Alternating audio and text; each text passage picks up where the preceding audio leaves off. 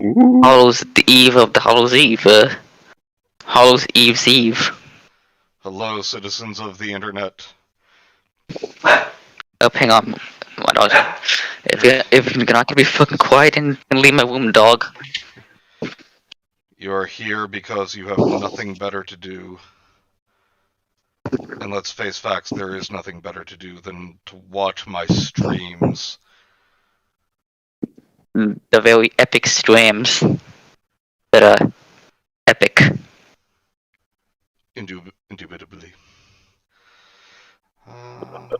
Get the link out. No, don't want to send it to our chat. You guys know we're already live. We are live on the internet. Which isn't as good of a thing as some people think it is. The internet or being live? Yes. Fair enough. And make sure you include an explanation with that link of what clicking on it will actually do, because apparently that's not clear to some people in 2021. What? What you were talking about on the stream yesterday with Oh, yeah. the Facebook link.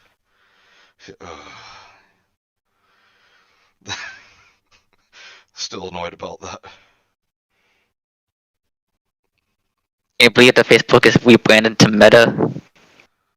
Because the metaverse, What? it's epic and like cool. You didn't hear? No. When you say epic, do you mean cringe? Yes, I mean cringe because they're trying to be like, this is the future, guys. It's the metaverse. It's gonna make everyone connected and stuff. It's gonna make like the internet's gonna be so freaking negative. You can go to your boss's workplace with a big chunk of skin. It's gonna be so cool, guys. Very like epic and like not cringe at all. Trust us. We won't steal your data. We promise you. And here we have Goody Osborne. I mean, Kay, hello. Hey, Kay. It's good. Get it because she was wearing like the old-timey costume today. And that's what they called women like in the old times. Like Goody. I called them Goody Osborne. Well, Goody plus their last name. Goody Osborne was one of the women during the Salem witch trials. Or like the More you Salem know. witch trials. Because the people who won those trials were bitches. Alright, so last time we got through chapter 5, the pilgrim has arrived. See, if Gandalf was the gray pilgrim, I guess you're the squid pilgrim. Gandalf the Grey. The only one of the Astari who actually did that job well. Yep. Yeah, he comes by wearing his pointy hat, carrying his staff. She's got a staff, but she's got like a stuffed squid on her head. After also topped by another sculpted squid. Really, the Astari straight up sucked. Like, majorly.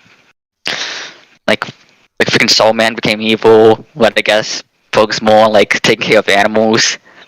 And not even Tolkien knows where the Blue Wizards went. If anything, they could be anywhere. No, he said for sure they went to the east. And they never came back from the east. Yeah, and no one knows what happened to them in the east. Hello, Cam? And so what happened to them could be like a mystery. And who knows? Maybe we're the Blue Wizards and we just don't know it.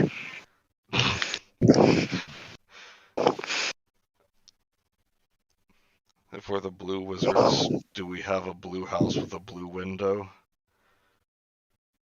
I would assume the blue is the color of all that we wear. The same as our Corvette. It's sitting outside. And our girlfriend? Oh yeah, she's No, blue. Our girlfriend is dead and trapped in an NES game. Because she was green. What? And if she was green, they would die. I forgot about the whole dead girlfriend subplot.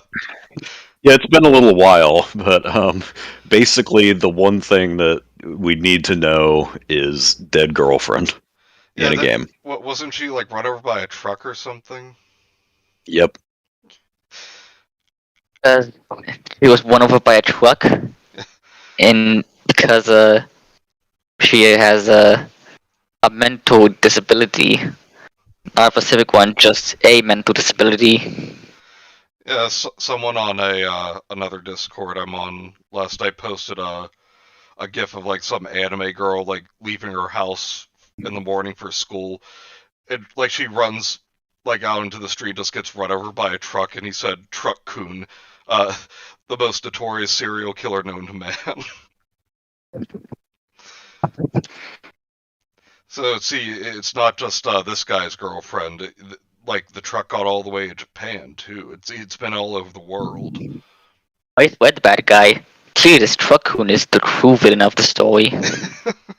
You see, Red was driving the truck. So Oh yeah. they went cool with each other.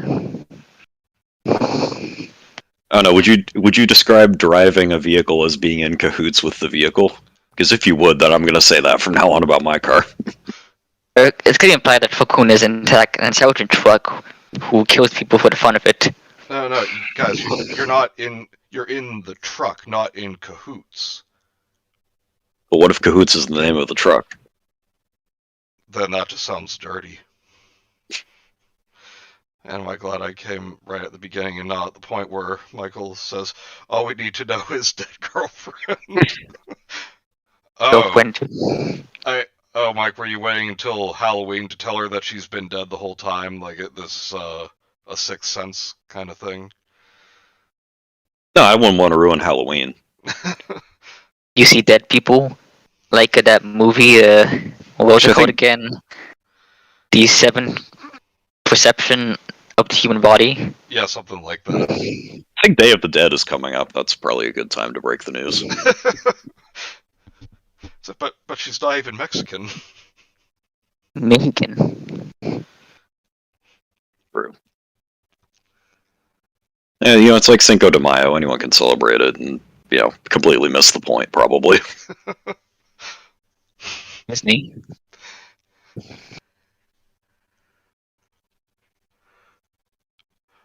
Alright, so, how long have we been?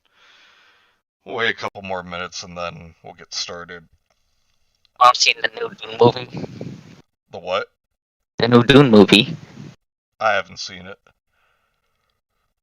Looks interesting. Yeah, Cobe says it's amazing, so I need to see it. God damn it, Michael, why didn't you tell me I was dead and trapped in a video game? You're not trapped in a video game, you're trapped in the Discord server. Yeah, you see, we need to perform the ritual to put you into the server completely, so you're not, like, forced onto the afterlife. It's like, but guys, it turns out heaven's real and I'm going there. Nope! Nope. You're staying in Beanhaven. Yeah, if by heaven you mean Beanhaven, then yep. In heaven. Only it's not heaven. Or to some. Like the Sandmites from the first film. Angels to some, devils to others. Yeah. Besides, in Beanhaven, we've got one more day till Halloween, Halloween, Halloween, one more day till Halloween, Silver Shamrock. Who would want to leave that? I realize that none of you nor the stream can see it, but I was bobbing my head along to the song the whole time. Excellent. We can have snacks in Beanhaven, you just never ask. We got Pizza Friday, we got beans. We got the entire amateur gourmet section. Yeah. Anjo has a pizza night. We give pizza. Don't tell her it was last night. Oh no, yesterday ruined pizza for me temporarily.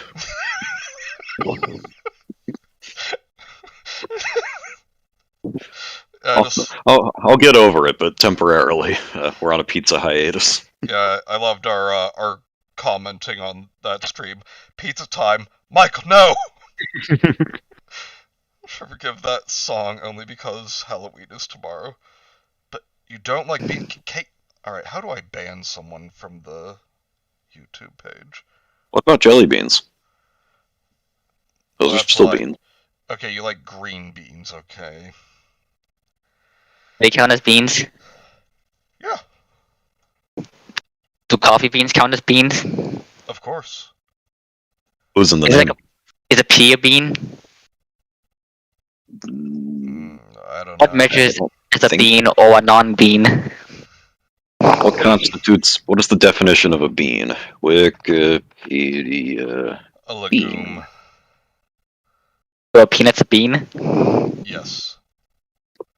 Nice. A bean is the seed of one of several genera of the flowering plant family Fabaceae, which are used as vegetables for human or animal food. Yay. Hope Oh. this helps. She says yes and jelly beans. Damn right. Those jelly beans are like the best candy. I don't like baked beans because they're often made with when we have BeanCon, you're going to have bacon and you're going to like it. Well, apparently peas are beans. Boston bacon beans. I like With soybeans in the form of soy milk. You're daying her, Mike. You deal with that. Hello, Fitz. How have you been? I feel like it's been so long since I've heard from you. Mike, that's up to you. Oh, hang on.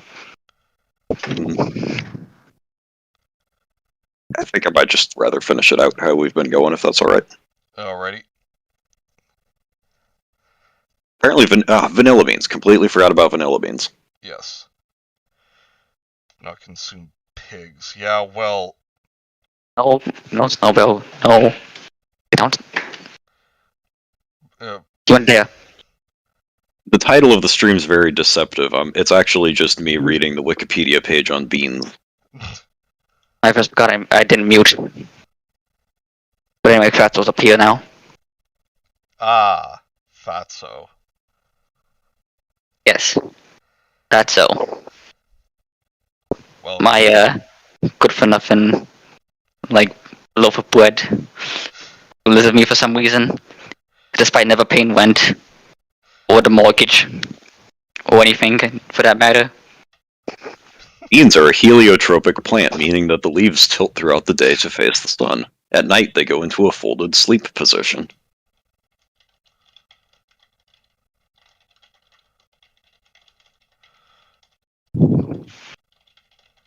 Oh.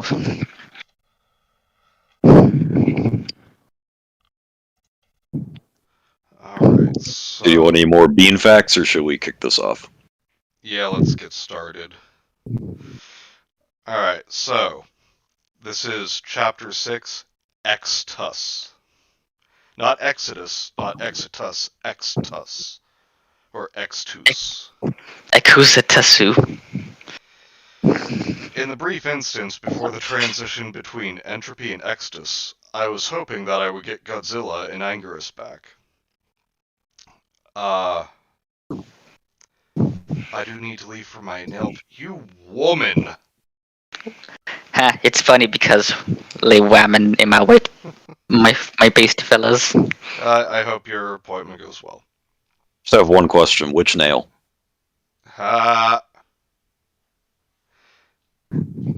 Similar to my haircut joke. Classic dad joke. Yep. As the board appeared, I saw that my wish was half granted. I had Godzilla back, but no, Anguirus. Oh, no, Anguirus. That's a shame. Anguirus is the best. I would have preferred both, but despite Anguirus' neat abilities, I would have chosen Godzilla if I had to pick between the two. Then why are you bitching about it? Extus had two different colored temples, white and pink. And there's the scolding. Just missing the bluefish. Later, a pyramid that looked like some modern buildings, and two other icons I couldn't figure out at the time. The new bosses were Kumonga, Gorosaurus, and not Ghidorah, whom I was trying to see, let alone fight. Do you wanna know what Kirua rhymes with? What's that? Yeah, I know we Ha! that's Wow, my, Raptor, did you write Godzilla King of the Monsters? What's of that over course. there? Is that the script? Of course, if I didn't, then and it wouldn't have like really funny jokes like him confusing King Ghidorah's name for gonorrhea. It's funny because it's an insult. It's so fucking funny. Like so fucking funny. It's so fucking funny. Still better than the anime where they had him just be space spaghetti. Space plant spaghetti, who could also turn into like a fishy. It's like Shin Godzilla, but less cool in my opinion. Speaking of like the joke thing though, apparently there was someone on Twitter bitching about Dune because like this movie has like almost no jokes. If you're expecting anything past the joke that you get in the first 15 minutes, you're gonna be really disappointed. Not a good film. Oh, I saw that one that was Lake Winch. Yeah. Like it So shows how Marvel's poison some people's minds and yeah, expectations. yeah, the MCU where every 5 minutes it's like some snappy one-liner.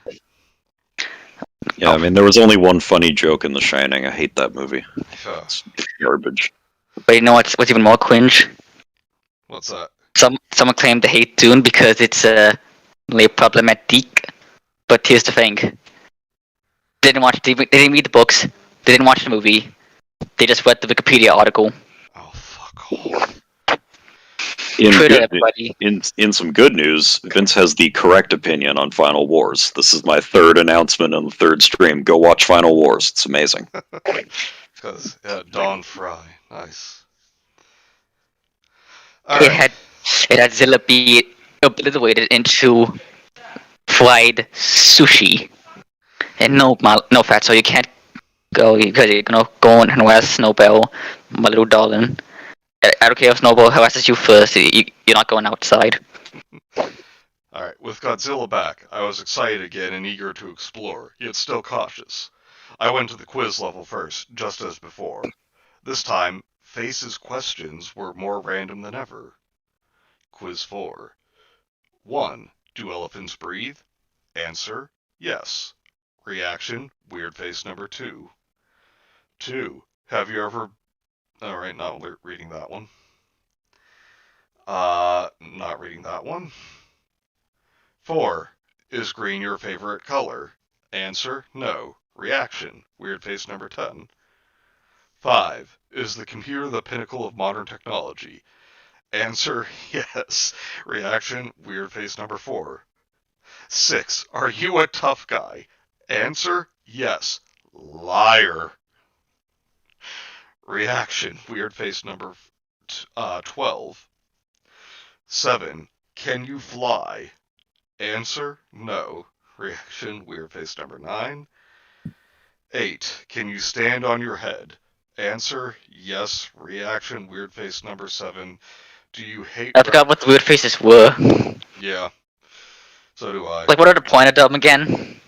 I don't know. The point of them is that this guy wanted to make a game and didn't have the skill to do it, but could do sprite art pretty well. Yeah. Like I've been saying, this feels like the blueprint for some game, not like an actual pasta.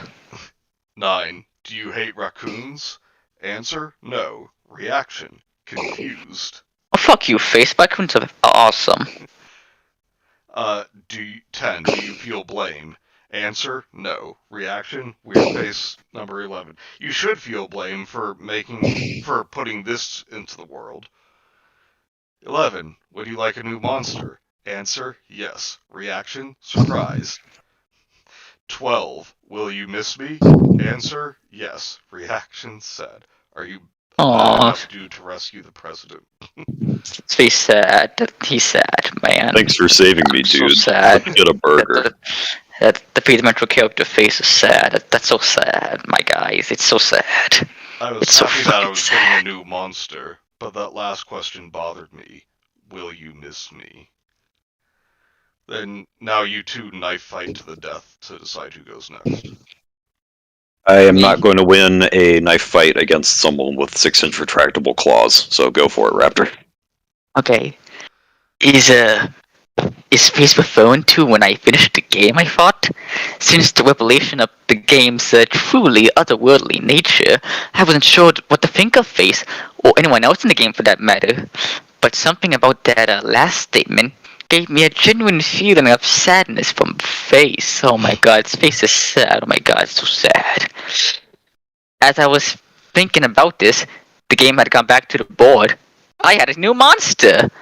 But I had no idea who the hell he was supposed to be. The sprite had a large resemblance to Wodan, but the head was totally off. I moved this mysterious newcomer to a white temple icon and started the level. When I started the level, the screen appeared with the text, "Find the gems." Presumably some instructions for being the stage or some shit. After that, I got my first look at my new playable monster, a hairy, dark blue creature with bat wings and a skull-like face, named Solomon. Alright, is that an He, actual Godzilla monster? nope. Nope, this is an OC. He's his original character, Suloman. He's an original character. Even more original than Blonick Original and kaiju. Blails. Well, to be fair, he is more original than Blonick, because he's not just a recolor of kaiju that exists. Yeah. Yeah, Vince says, the questions initially came off as unnerving because of how alien they were, and they made you wonder if they were leading to something. Yeah, but then we just got this. At least this time he didn't have to ponder over what the question, "Would you like a new monster?" might mean. Yeah. Oh, the possibilities. In this kaiju game, where you play as monsters and fight monsters, what could it mean? And I also found that my path was blocked by a beam of light and a small pillar with a plate on it. I figured that this beam of light was blocking the exit, so I have to find the gem and drop it onto the plate to deactivate the beam. How exactly I was going to do that, I didn't know. There wasn't anything in the original game requiring you to find an item to beat a level. I'd have to find out when I obtained the gem. The only direction I had to go was left, so on I proceeded. Solomon was an interesting monster, to say the least. He was capable of both flight and a heat beam, both of which proved to be very useful. He could also kick and... Fuck. Sorry? He's OP as fuck. He could also kick and slash with his wings, but he couldn't duck. He also had maximum stats, and is just like the coolest kaiju ever in the entire game, and I can't believe that they didn't add him. Come on, game designers. That unnerving Basically, feeling like, disappears he when basically you breaks the realize that game. none of the questions amount to anything outside of the monster-related ones. Yep. He breaks the game hard, and he probably crashes the game because that's so freaking epic and powerful. Like, so powerful, and my guys, he's so powerful, guys. He's epic. That's what I'm trying to say. The White Temple, racist, music was a vocalizing choir, a video game approximation of such. It's hard to describe, but it had a very holy sound to it. It wasn't long before Holy I started... sound was like a double grippu. It wasn't long before I started running into waves of strange new enemies. They did little to stop me. I ran past them while slashing, and it didn't take any damage. There was a pause between each new wave of enemies.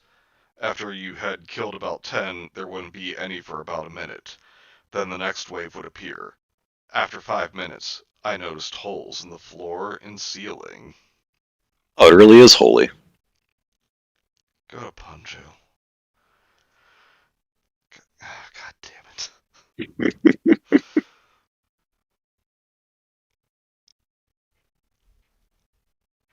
Oh wait, was it 3 paragraphs? Yeah. Yeah, these are very short paragraphs. guillotine-mouthed monsters were rapidly flying up and down these crevices, so I had to time my jumps very carefully, because if I didn't know if I'd get another shot at this. Luckily, I managed to get through without a scratch. I'm just that lucky, I guess. In my way, my game is. I'm such a fucking epic gamer. I must say. Yeah, I just You know pictured what? him like with a smug grin, like nose in the air as he was saying that. Then Solomon teleported behind Destroya and said, "Nothing personnel, kid." The rejected ending to the Heisei saga. After that, I found myself at the end of a hallway, facing some kind of a mini boss monster thing. It moved fast and had some kind of projectile that it shot in 4 different directions. But I killed it quite easily using Solobam's heat wave beam thing. When the battle was over, I had the gem, which was inside the creature's hand. Oh, so Solomon is Thanos. He just rips the gem out of his head.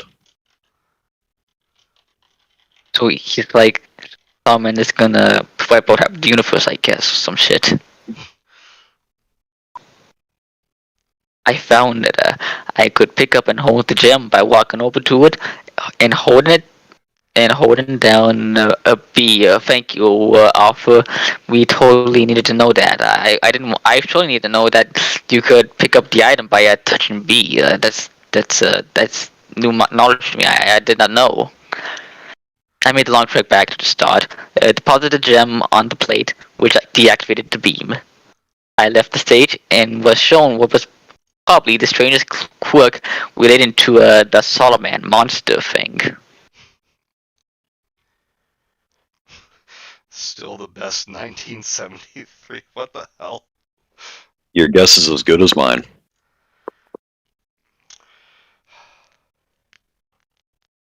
Every time you complete a stage or defeat a boss with Solomon, the screen appears. I have no idea what "still the best 1973" means. Neither the date nor the phrase has any meaning or significance to me that I can think of, and I've spent a lot of time thinking Story. about it. Why is it in the story?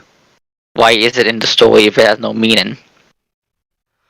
I feel like you could apply that question to many, many things that we have come across and will come across. There's a lot of why in here. just to make you stop and think, wow, this guy's really creative. That's what he wants, at least. Why something? I don't know if it would be better, but wouldn't it be like better if it was like a video series like Ben Drowned or something? I mean, there gotta be like a reason why he's playing the game, because he's like a let's player or some shit, and we can actually see these weird things coming together. Raptor, you're hoping for way too much. Yeah, I still expect. I think we've touched on this before. Like the art in and of itself, I think is quite good, but I think the technical skills in terms of either making this like a ROM hack or an actual video, like an animated video or something, just weren't there, and this is kind of what he had to go with. Yeah. Okay, Honestly, fair enough. I didn't really mind until this whole thing, like, oh, it was my OC monster Solomon, and he flies and has a heat beam, and he can slash stuff. He's basically the Mary Sue of kaijus. So the general consensus that the best thing about this game is the sprite work in red. Thus far, I don't see any overarching themes or hints at some larger threat hanging over the narrator's head. Yeah, exactly. It's just a weird game. It's weird. And has a weird guy who might not be a Native American or some shit. Oh, we've been over this. He's a truck driver. He's in league with Truck-kun. Just gets like the stereotypical trucker hat. The next level I played was one that I call Bronze Pyramids. I used Godzilla and found that he had been leveled up to 12 since I last played as him in Dementia. So now we have two presumably OP monsters. Yep. Angus, my boy. Oh, Anger's got bored, he's not here anymore. I miss Angus so much. Ron's pyramids were fairly normal as far as these levels go, but the visuals were quite interesting, almost unusually colorful and lively. Appreciate my art. The music had a fittingly Egyptian style to it. It was slow and mysterious sounding. I was making freaking like Gobi Desert from Banjo-Kazooie. Well, now that you said Gobi Desert, I'm just imagining Gobi Desert from the Ledman accounts. I forgot what that level was called. But we get the idea. Basically, there's a level from Banjo-Kazooie. Alright. I strolled through the level, fighting off the various enemies. None were too difficult, although the ants could be a pain if you ran into too many at once. My favorite enemy was this giant reptile I encountered halfway through. At the end of the level, I came to a giant pyramid and I engaged in yet another mini-boss fight. Although this one was a bit different, as I had to fight two of the monsters at the same time. Oh no. Getting out of hand. Now there are two of them. No, two of them. Individually, I could have dealt with them easily, but fighting both of them at once was challenging. But I sped things up by tricking one of the twin beasts into barbecuing his brother by jumping when he uses his flame breath. I was just so goddamn smart. Epic. After defeating the twin monsters, I noticed something sus after returning to the board. God damn it. I just had to be honest. I was now able to move my monster piece anywhere on the board without limits. Normally Godzilla could only move 3 spaces each, and Marvel could move 5. I wanted to try out Solomon some more, so I moved his piece over to one of the brown pillar-looking icons with the colored dots and started the level. When I got there, I then realized what the level icon represented. Totem poles. I was greeted by 2 of them right at the beginning. The music had a Native American sound to it, which I'm sure is not gonna be like you know. I'm sure it'll be very sensitive and well handled on this 8-bit NES game. Yes. Yeah. It seemed to be using the same instrument as the Entropy Forest, but it was noticeably different, but just as foreboding. Was it using a piano-like instrument or a violin-like instrument?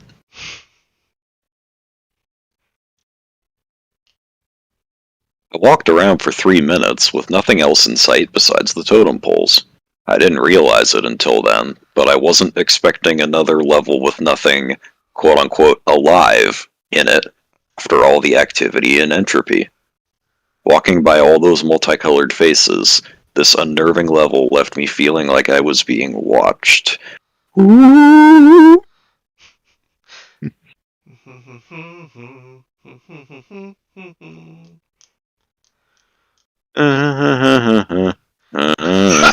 Damn it, Vince. You know what? I'm just gonna say it. What made the red man red?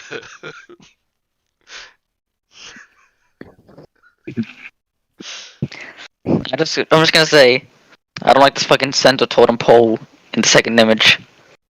Mostly like fucking head on the like on the top of the center one. It creeps me out. That's because it's a creepy horror story.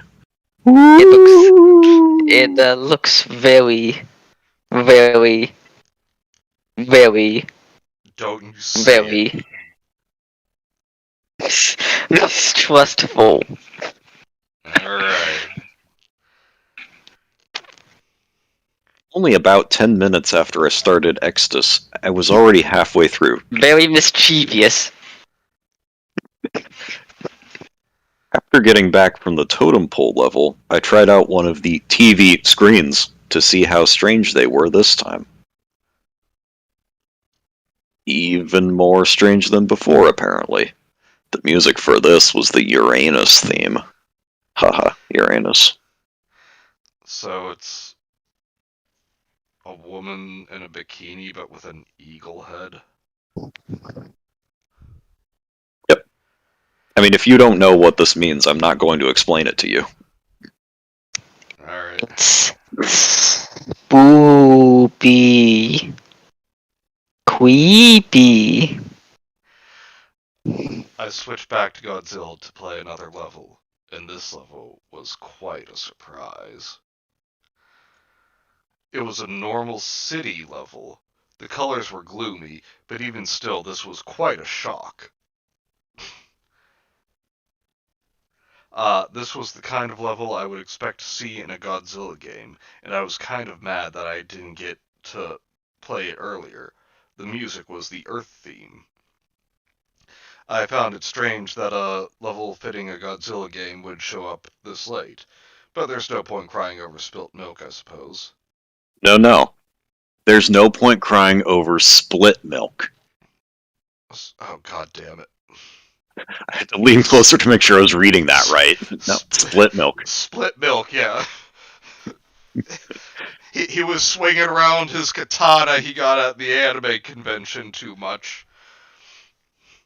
It still took 3 swings to cut through the milk carton. Yeah. Story started off well, in my opinion, then it kept doing the same thing over and over. Yeah, I agree. It just got repetitive and boring, like, something like Abandoned by Disney. Yeah, and I think, if anything, either the thing with the girlfriend comes in too early or too late. Like, it just kind of happens right in the middle, and then we keep plodding on with, look at my cool new kaiju. Oh, look, here's a regular level from the game.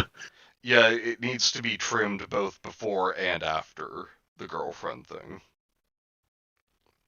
Alright, I moved Solomon over to a grayish-green icon, which turned out to be a giant high-tech laboratory of some sort.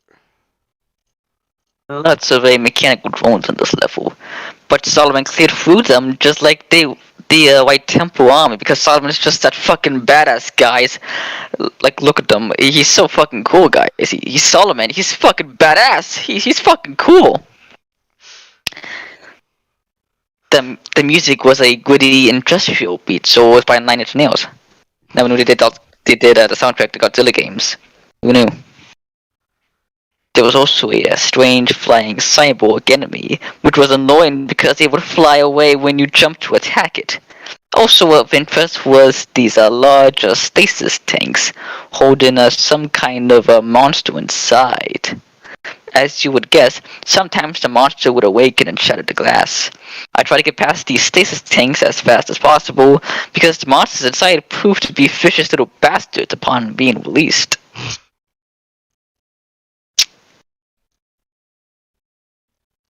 The end of the level was an elevator, which I used to go down to the bottom of the level where the exit was. It barely fit in. I love it. He's crouching down.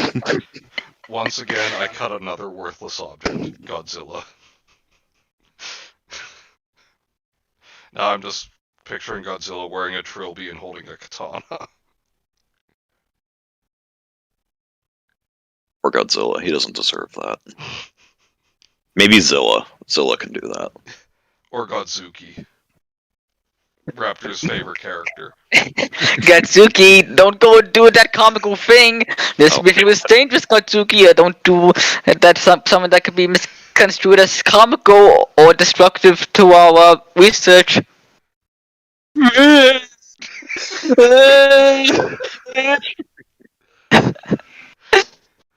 I headcanon Godzuki has Down syndrome. I'm just gonna say that right there. God damn it. He also was exposed to radiation, but instead of mutating him into some horrible monster, it just destroyed a chromosome.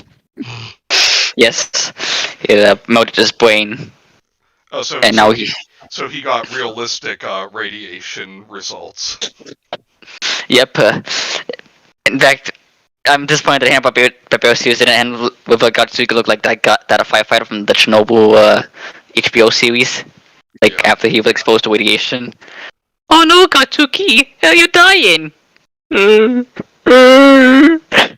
Help, please. Really, though, we gotta get moving because we have 3 more chapters after this. We've got a ways to go. Oh, About halfway shit, sorry. through this one. No, it's okay. We're getting just as off track as you are. Yeah, I mean, unless you've got 8 hours to kill. yeah, Mike. You sent me 56 images. We are on image number 9 right now. Oh God. Oh, speaking of the images, I know we got to get moving, but a fun little note from right about this point in the image editing is where I realized that I could have just made templates of the 3-panel and 4-panel and 2-panel images. I'd been doing that from scratch every image every time up until now. Oh. The process swiftly improved, but I wish I'd figured that out around chapter 2. Yeah, I know what you mean. All right, I'll read Vince's comments here. Then we'll get the let out. I'll play devil's advocate and say that the reason Solomon is so OP is because he was developed back to the fact like when the modders add quality of life improvements in the vanilla game, like every Bethesda game. Fair. Yeah, fair enough. Along the way, I was shot at by security drones. I couldn't leave the elevator, so my only defense was the heat beam. The last level type was this simple thing that I call the Heart Temple, for obvious reasons. Thoughts. It's got a bunch of floating hearts in. This Kingdom Hearts thing the kids are so into nowadays. Yeah, Mickey Mouse showed up too for some reason. Hey fellas, did someone talk about? Oh my god, what the fuck have I got myself into? Your girlfriend's about to run over my truck. Nothing but a big hallway, filled with floating enemies shaped like human hearts. They're incapable of causing you damage, so what you do is run through the level, smashing as many as you can to get all the power-ups. One run through these levels would get the life meter back up to full, and I would greatly appreciate these levels later. The Heart Temple's music reminded me of a circus tune, had an overly cheerful sound to it, which gave the level a really weird feeling.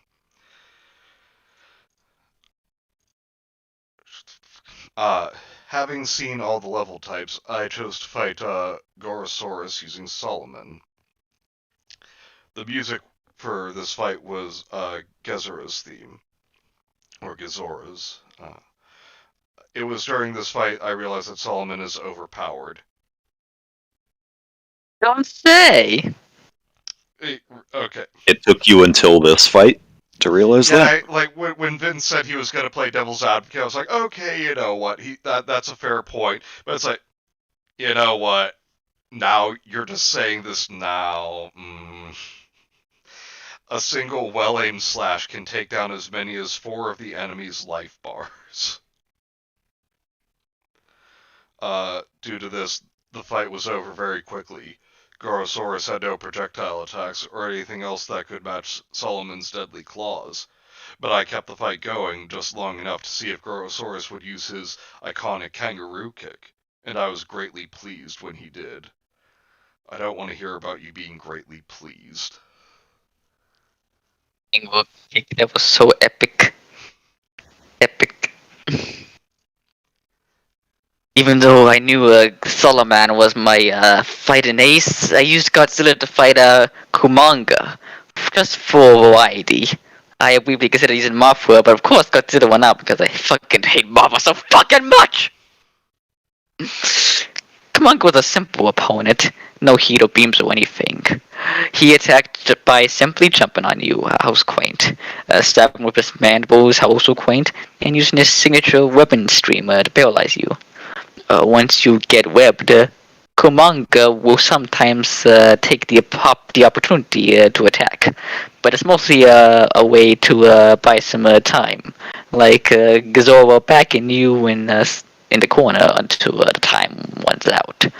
His music was Hitler's theme, in case you wanted to know.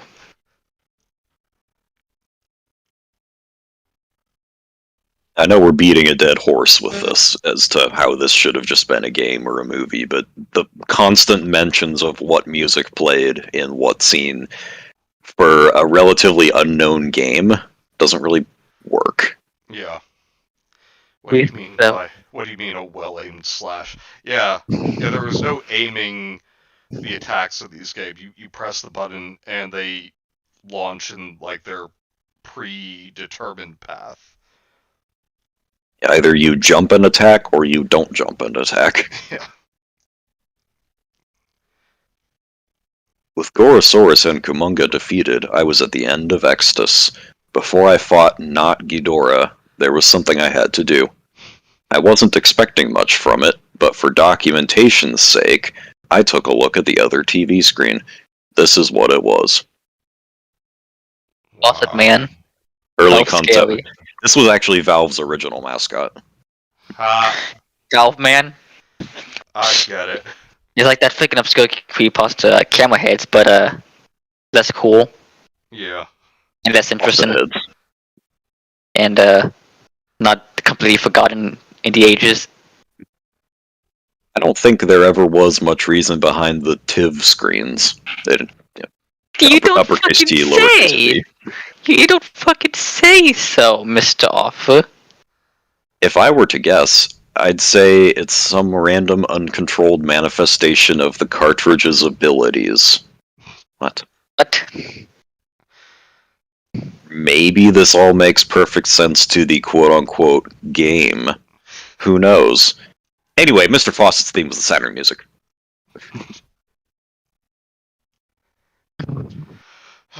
It was time for the opponent I had been dreading, not Ghidorah. Although I had gained courage with Solomon's combat advantages, I was still nervous, and when I started the fight, I was immediately confused. My opponent was, not Ghidorah. I defeated the imposter with a few strikes. Alright, that's what I thought. And then, not Mogera appeared.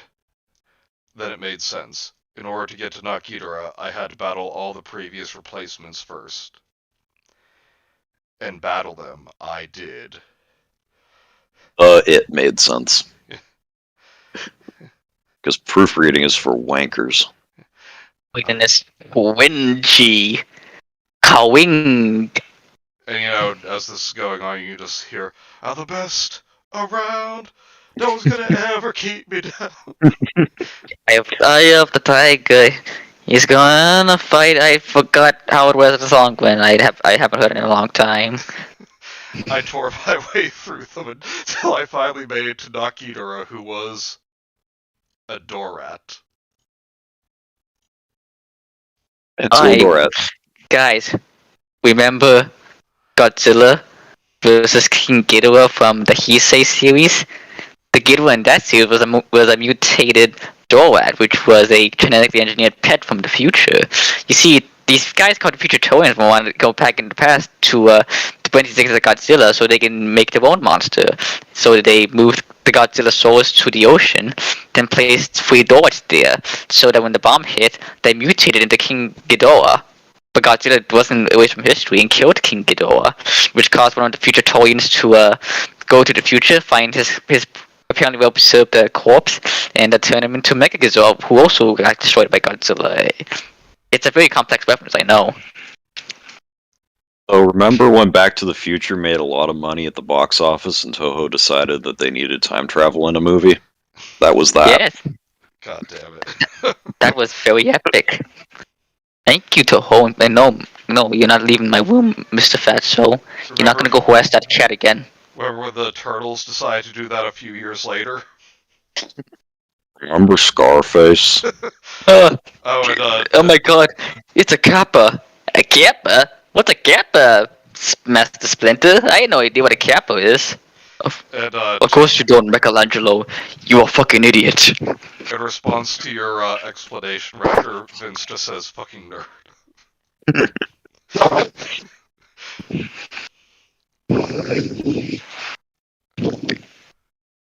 Anyway, once I stopped laughing, I destroyed him with 2 slashes. The music Oh stopped. no, wait, Raptor. With only 2 slashes, because he's still going on about how OP Solomon is. Oh yeah, with only 2 slashes. The music stopped, and I thought I was going back to border, but the battle was not over yet. Kind of surprised it took 2 slashes, because from the Dorats in that movie, I think probably a well-determined, like, small dog could have taken one down. Yeah. And now we got this thing. Chimera. The wheel fight was against the Chimera. A monstrous hybrid of all the replacement monsters and the Shonen guy for some reason. Was he one of the replacement monsters? I don't care. This was by far the most difficult fight yet. Every attack of his would cut down whole life bars per use, while attacks against him were greatly weakened. Solomon's OP slash, for example, was now lucky to take away only 1/2 of the health bar. Though in this battle I gained a great appreciation for 2 things. The boss fight time limit and the heart tempo. Had it not been for those things, I would have never beaten the boss. Take her down, this Bohemoth. I came up with a strategy. I would switch between Godzilla and Solo Man.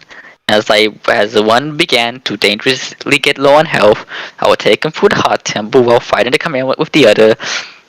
I should count my blessings that the Chimera couldn't regain help. Okay, wait. So now this game works like Marvel vs. Capcom. Marvel versus Kaiju. Yeah. Is this monster aping off the Frankenstein kaiju concept? Remember that kaiju that was supposed to be made from parts of all Godzilla's fallen foes? I had never heard of that, but it could be. Let me see if that's a... Interesting idea, but I hadn't heard of it. I know at one point they wanted to make Godzilla versus Frankenstein, but they didn't, and that became Godzilla versus King Kong. And it also became Frankenstein versus Paragon. Remember that? Frankenstein versus Paragon? Yep. The film where Paragon first appeared. He fought a giant Frankenstein. That was a little weird, am I right, guys? So weird and quirky. At least they didn't just make the same movie over and over and over again. Looking at you, Halloween. Very interesting. Why hasn't Godzilla versus Michael Myers been a thing? Halloween 4. There, Michael Myers is back now. Are you happy? This is your fault, guys. It's your fault Michael Myers keeps coming back. You wanted him back. Now he's back. You're fucking welcome. Who made Halloween 2021, I guess. Very interesting. Oh, sorry. What's up, Raptor? I just said never mind. A very interesting thing about Chimera was that the colored sections on his body corresponded to his different body parts, so each body part effectively had its own life meter. The head was invincible as long as the other parts were present, and would always be the last part to be destroyed. In addition to being difficult, it was also the longest fight so far. I tried to remember how many times I got taken out of the fight by the timer, but I lost count around 13. That's the unlucky number. Eventually... Nothing, just, unlucky number. Lucky number? You mean 13? Eventually, I had destroyed all components but the head, which now flew around on its own at an incredible speed. Okay, this line just makes me think of Mac from It's Always Sunny. Chimera fought well, but I was extremely determined, and once he was reduced to a head, he no longer had the power to defeat Solomon, and I heat beamed him into oblivion.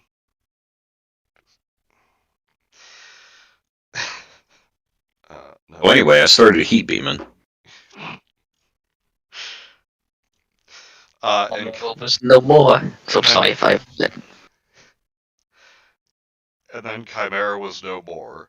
I was exhausted after that drawn-out fight, and worried that might affect my performance in the end-world chase level. Fucking one out, you fat fuck. The hit code as a icon was replaced, but not by the Hellbeast's face. Instead, it was a crucifix. Actually, I have to jump in and say no, it was not a crucifix. It's just a cross. It's only a crucifix if it has the crucified Jesus on it. Interesting, Or, you know. even though I do not care. So I am an atheist. Not really it. But, Aura.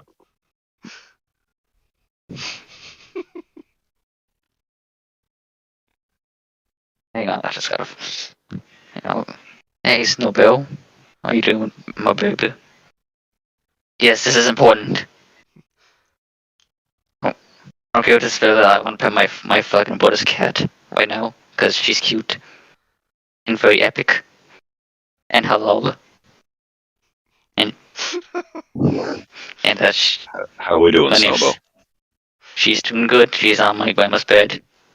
Being a cat.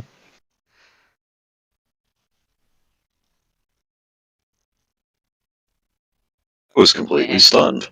I wasn't excited about seeing the Hellbeast icon again, but if there was only one good thing about those levels, it's that they were predictable. I had a basic idea of what to expect. But now, here I was at the end, and the icon was completely different. What did it mean? And why a crucifix? It made me very uneasy. I attempted to start the level with Solomon, but couldn't. I got this notice that simply stated, Solomon can't enter here. Oh no, Solomon can't enter because Wet knows he's super OP and is a peon. Vince says it feels like we've strayed very far from horror at this point. Yeah. In terms of the story or in terms of playing with a cute kitty? Yes. I mean, both work. It didn't say why, but I think maybe it has to do with Solomon's demonic appearance. Since Solomon was out of the question, I went with Godzilla instead. Once I saw the level, the crucifix made sense. The level was a graveyard. Oh yeah, real classic. Graveyard? Oh my god, guys, did you know that graveyards have dead people in them? Oh, I wonder what That's- that could. I wonder if that could have any significance. It's I think it's just for this spooky pre-Halloween stream. Ooh. spooky and spooky. I was Snowball, stop scratching me, please. I just want to pet you so bad. I was Are you still on a- edge, thinking this was some kind of trick. The last level had always involved running from the demonic beast, and I wasn't going to be fooled into thinking this would be any different. And I won't pet you, fucking Snowbell. Bet. Okay, I'm gonna just fucking read the story now for wheels this time.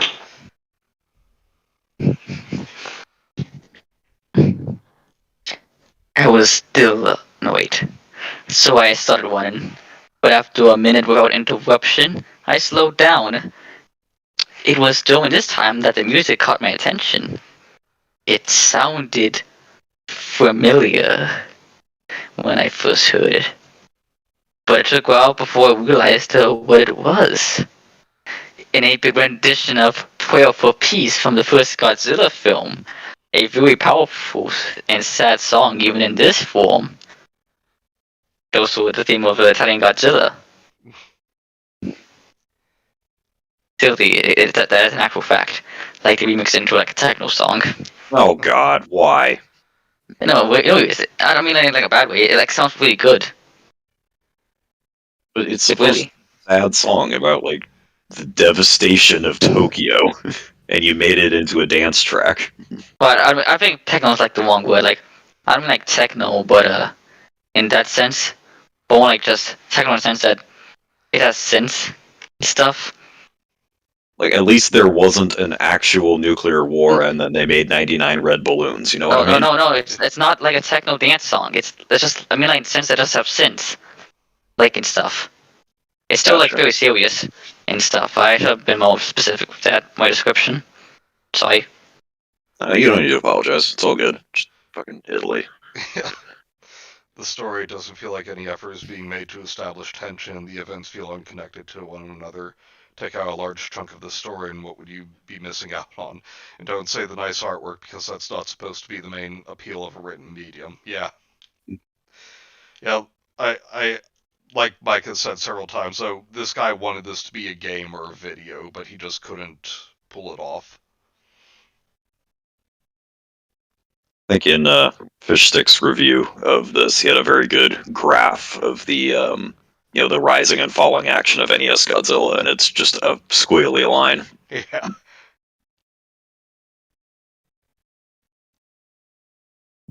Raptor. I just I'm about to see me fucking whine again, but even though I didn't want to come upstairs, cause he's just like that sometimes. Quick and fat soul, am I right? Yeah. And we're at 2 minutes into the level where I encountered something that I wasn't sure how to react to. My first instinct was wait, gone. Oh yeah, hang on, just checking for like 3 paragraphs. My first instinct was to run, but this blue statuette's escaphian simply floated in place, and I felt compelled just to stare at it for a time. I wonder why.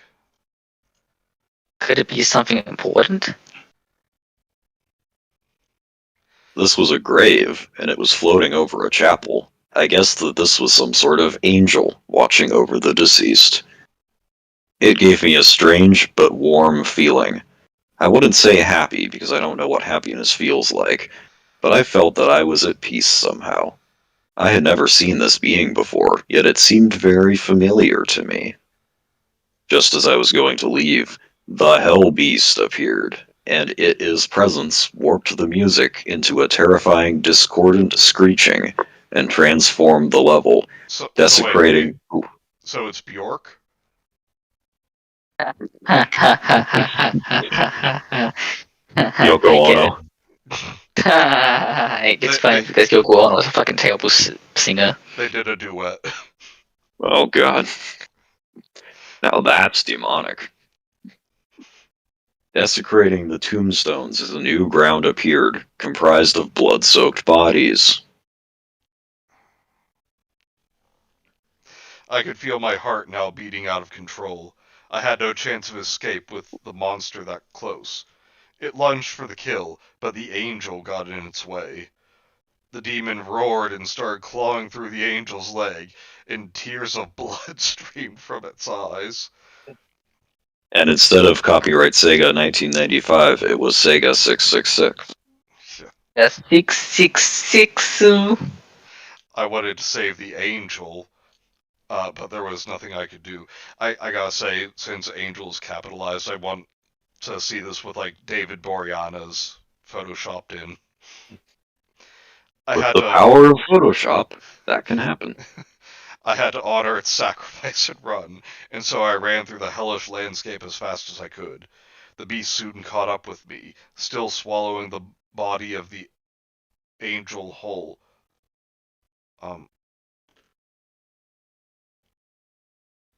Okay, yeah, it never established that it was eating the angel. This is just silly. Yes, it is. So, yeah, still swallowing the body of the angel whose legs it had torn off. Yeah, that was not established. Yeah, what this story really needed to keep as its through line was Vor. Alright, I had Fatso once again, because he's in my room again.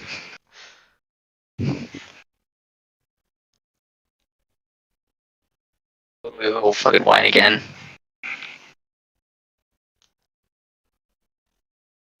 What's that what I said? What? Say it Fatso again. Yeah. I thought so. Oh, that dialogue just sounds just kind of awkward, to be honest. Oh, it's your turn to read. Oh, shit! I don't believe. I forgot. I decided this made me my terror changed to anger. I now found myself hating this horrible monster.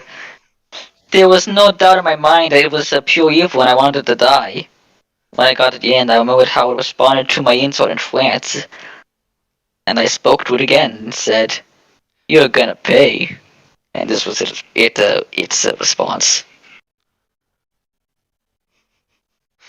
The response was, Ree.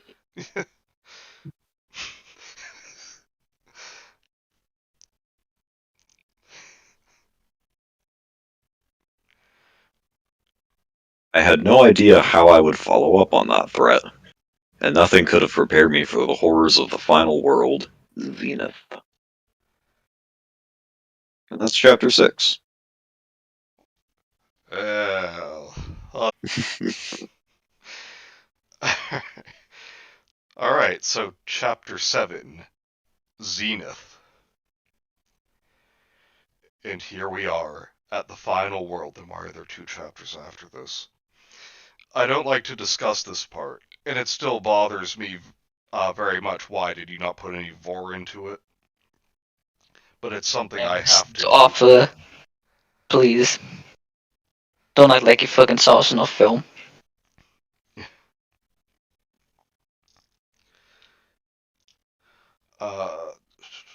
So that I can put this behind me. People deserve to know.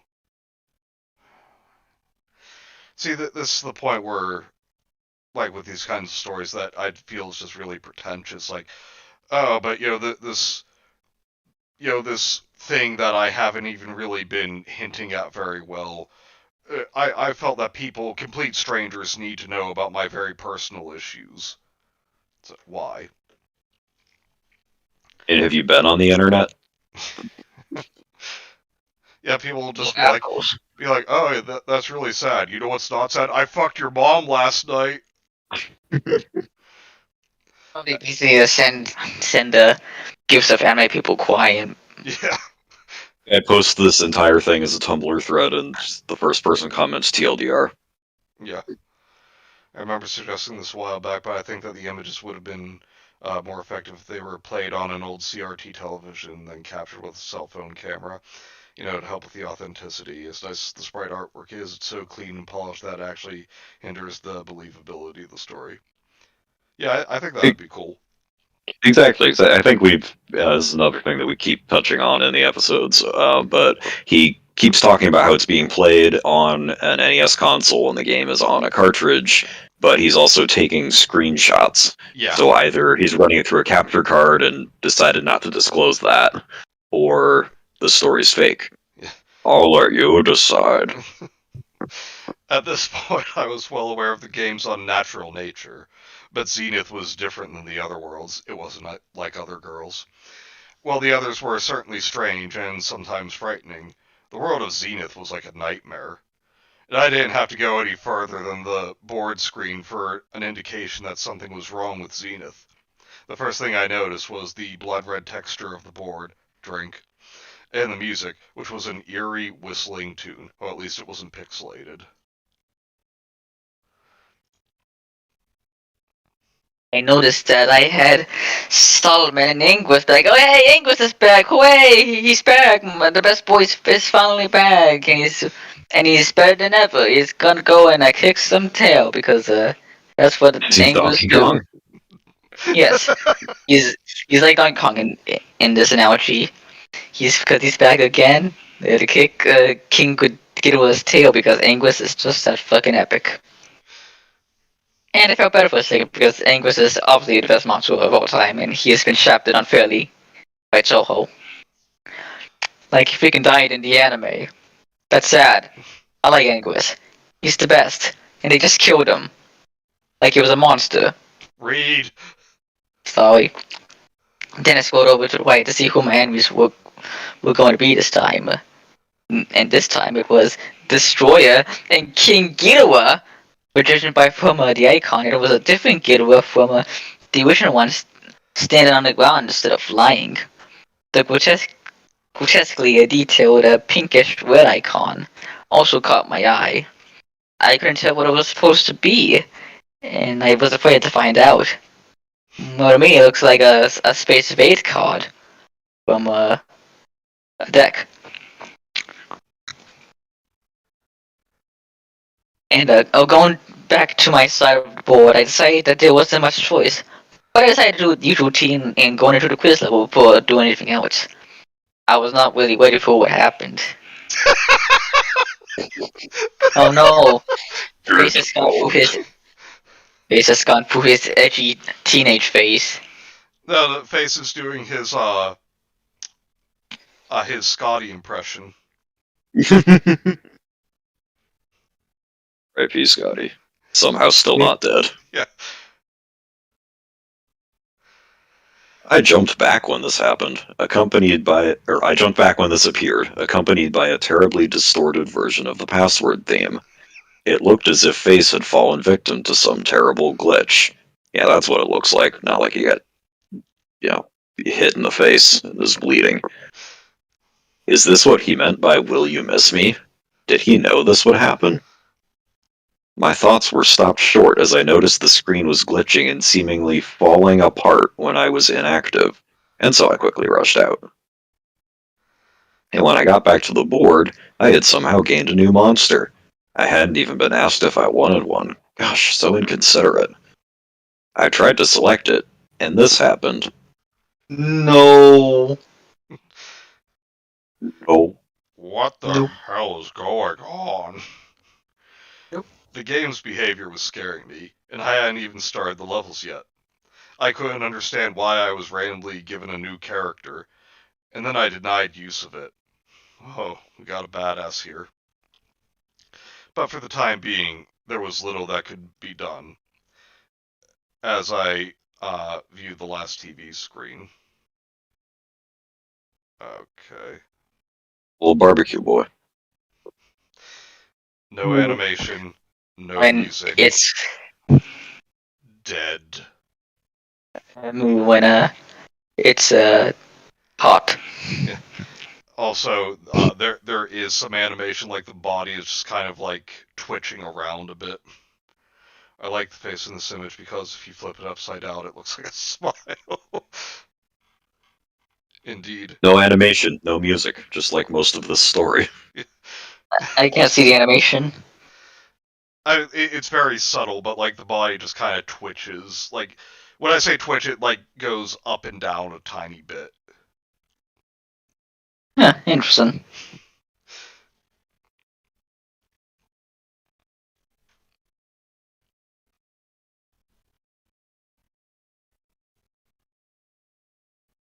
Raptor.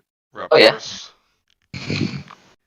Every instinct I had telling me to stop playing, to turn off the game. Oh, no. And here it goes. Here we go. And not begin this game itself might be trying to warn me about just how horrible this last world was. But then, every stretch of the way I was compelled to give up. I couldn't do that now. On the last world, because I'm an epic gamer. Besides, after taunting me with the memories of Melissa, I felt this electronic haunted video game deserves owed me some answers. Okay, I will take back what I said. Like the idea, like I should have turned it off, but then it's like I was on the last stage. Okay. I've already sunk 14 hours into this. What's another 2? Yeah.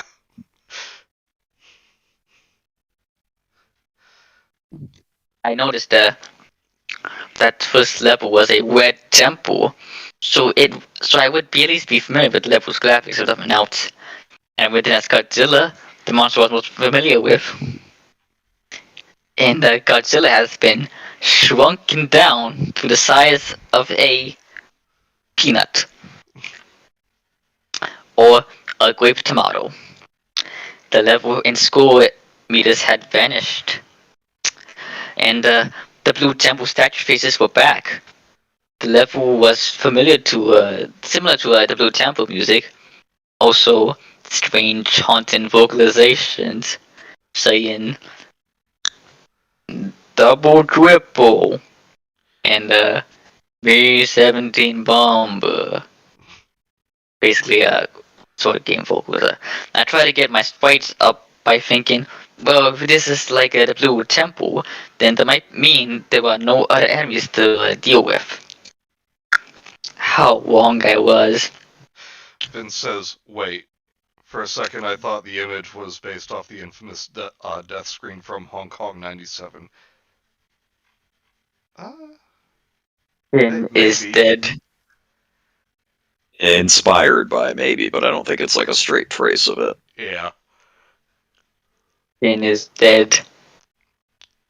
The commies win. Okay, continue. I think you've shown Manny Hong Kong 97 now. Yeah. Good. After a short walk, all the statue's eyes started glowing, and a pack of the beasts from Shadow Labyrinth came charging into me. Since they were coming from the right of the screen, I had to fight my way through them. This battle greatly tested my reflexes, but thanks to my speed, I plowed through the beasts. Yeah. They gave off health power-ups after dying, which helped recover the damage they had given me. However, as I continued through the hallway, the statue's eyes glowed again, summoning another wave. It seemed to be the same number of them, but I was less prepared this time, and took more damage. I had gone through 4 of these waves until I reached the end of the hall, where I heat-beamed the last of the monsters over the edge into an abyss. You're such an epic gamer right now. My dude.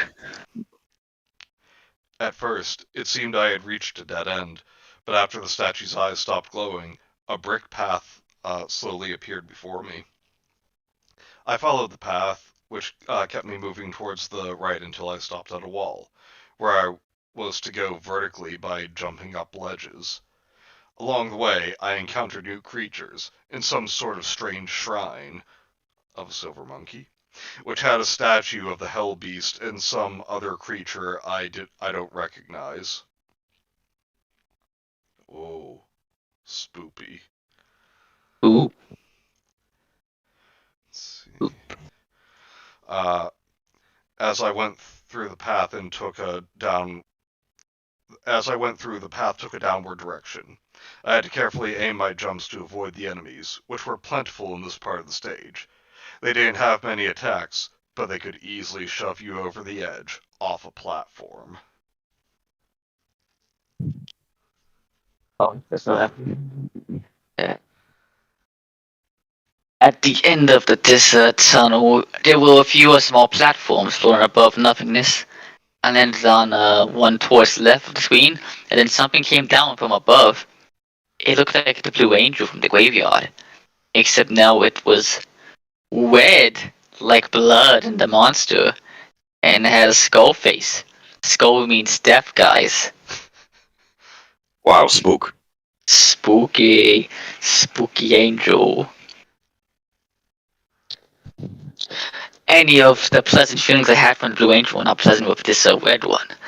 And as it hovered around, its eye sockets started glowing just like the statues, summoning the monster to attack me. Surely this was not the same benevolent being I encountered before. This must be some sort of imposter. Then No! Leave it at that! imposter criminal. The battle was nerve-wracking, as I started off with nearly half my health, and had to deal with multiple opponents as well as the threat of gravity. To make matters worse, as the Blue Angels took damage, some of the panels fell until only 3 remained. But my luck had not run out yet, and just when I thought it was over, I struck the Red Angel one more time, and it turned out that last hit was all it could take. Just as the Red Angel completely disintegrated, the game instantly went back to the Zenith board. I moved Mothra over to the nearest stage from the Red Temple, which seemed to be a garbled mess of letters spelling kill, and began playing. It's a whole level of kill. Everything's made out of kill. As suspected, all the level graphics were made of jumbled letters, and Mothra, just like Godzilla, was shrunk to half size. I began to suspect that all the Zenith levels would be like this. The background music was terrible, like if someone put all the sounds an NES was capable of making into a blender and then piecing them back together into a quote-unquote song. I had to honestly look to see if it actually said that or you were making that up. Nope, I don't think I could make something like that up. Put into a blender.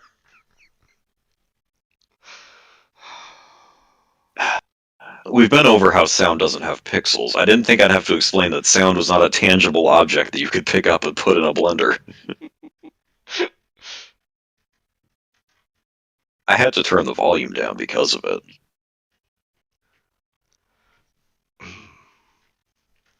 Playing as Mothra made avoiding the enemies easier, but they were nonetheless determined to get at me. The first enemies I saw were headless Gigans, and later on there were hybrid monsters pieced together from previous bosses, like the Biolante beheaded thing seen above. 5 minutes had gone by as I didn't see anything new, and the level shifted into another segment. The music changed from the loud and annoying beeps into something far more ambient and menacing. The level graphics also changed, now looking a blood-drenched junkyard.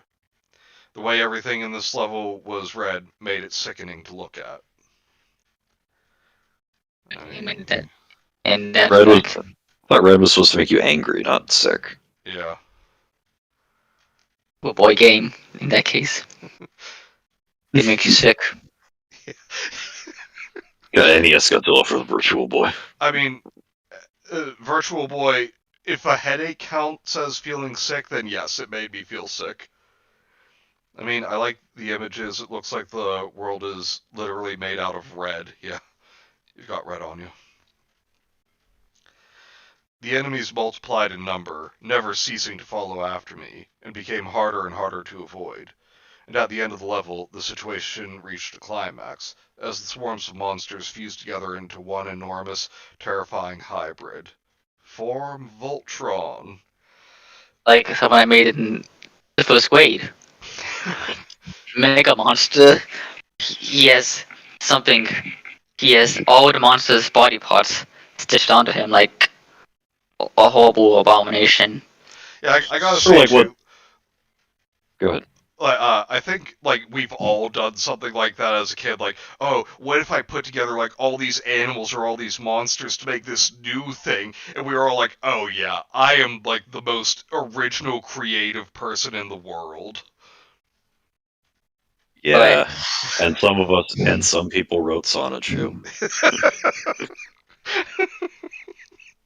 Yeah, to the extreme, guys.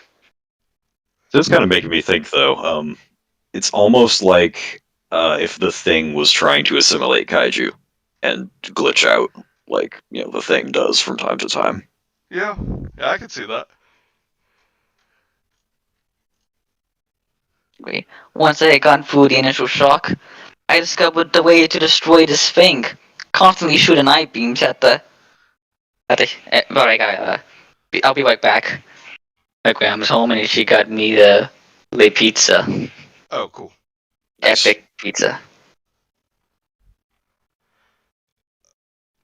Mike, you just want to take over? And Yeah, I'll cover for the dinosaur. Cool. I discovered the way to destroy this thing, constantly shooting I-beams at the Hedera cluster that formed its quote-unquote heads. If you attacked anywhere else, it would regenerate the damage. Although, there's no life bar for this thing like there are for the other bosses, so I'm not really sure how you know that. Yeah. But okay. Even with that knowledge, this was an extremely difficult fight. I'd say it was as hard as fighting the Moon Beast was. if not harder. Its most common attack was lunging forward with its arms covered with Gigant's saws and blades. If they touched, it would instantly drain health. When it was over, the remaining monsters collapsed into a heap. Then they and the ground below them started to disintegrate and sink towards the bottom of the screen. Vince says, I mean red the antagonist, not the color, just to be clear. And then red means scary, John Wolfe.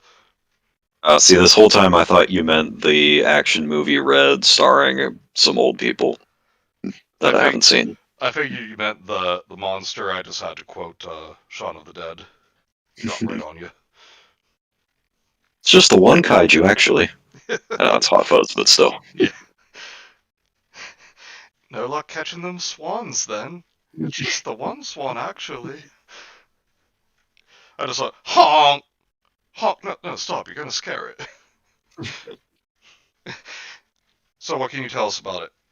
About 3 feet tall, orange bill, pizza. long, slender neck. Anything else? Swan. And welcome back, Raptor. What kind of pizza you got? Pepperoni. Bitchin'. Alright.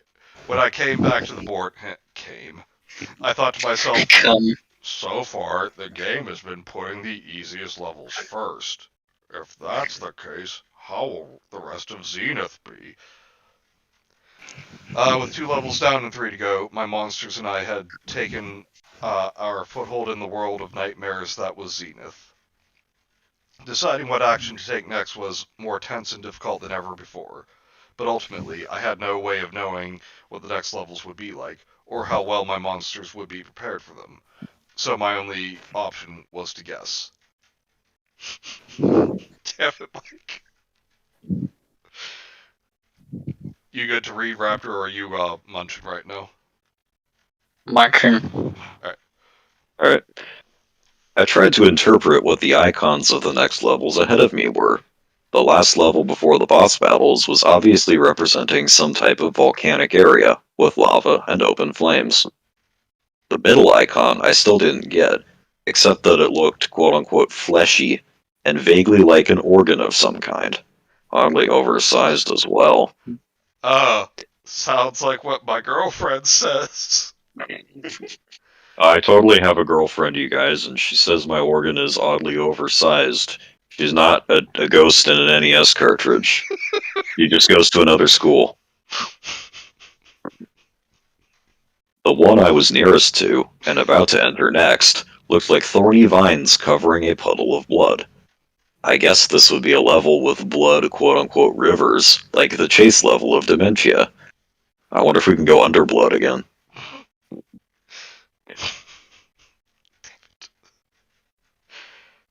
As such, I went with Anguirus, because due to his rolling move, he would have the fastest speed while under blood. I mean, submerged.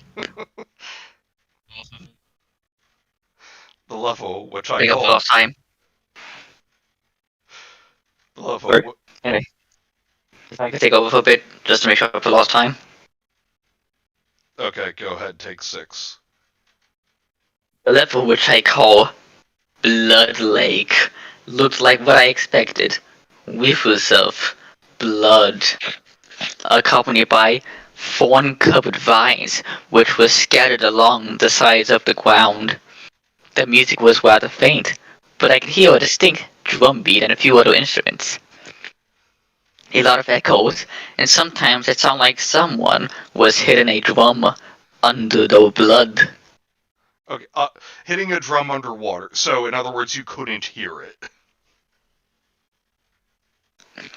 I was disappointed to see that Anguirus was shrunk just as Godzilla and Mothra had been. But he's still kicking, like Anguirus would be. Apparently all the Zenith levels would be like this one. I feel the secure of my giant monster is no longer so giant, oh no. Would you say he has a size complex? He's Napoleon. I walked along without interruption for a few minutes, until my path reached a dead end.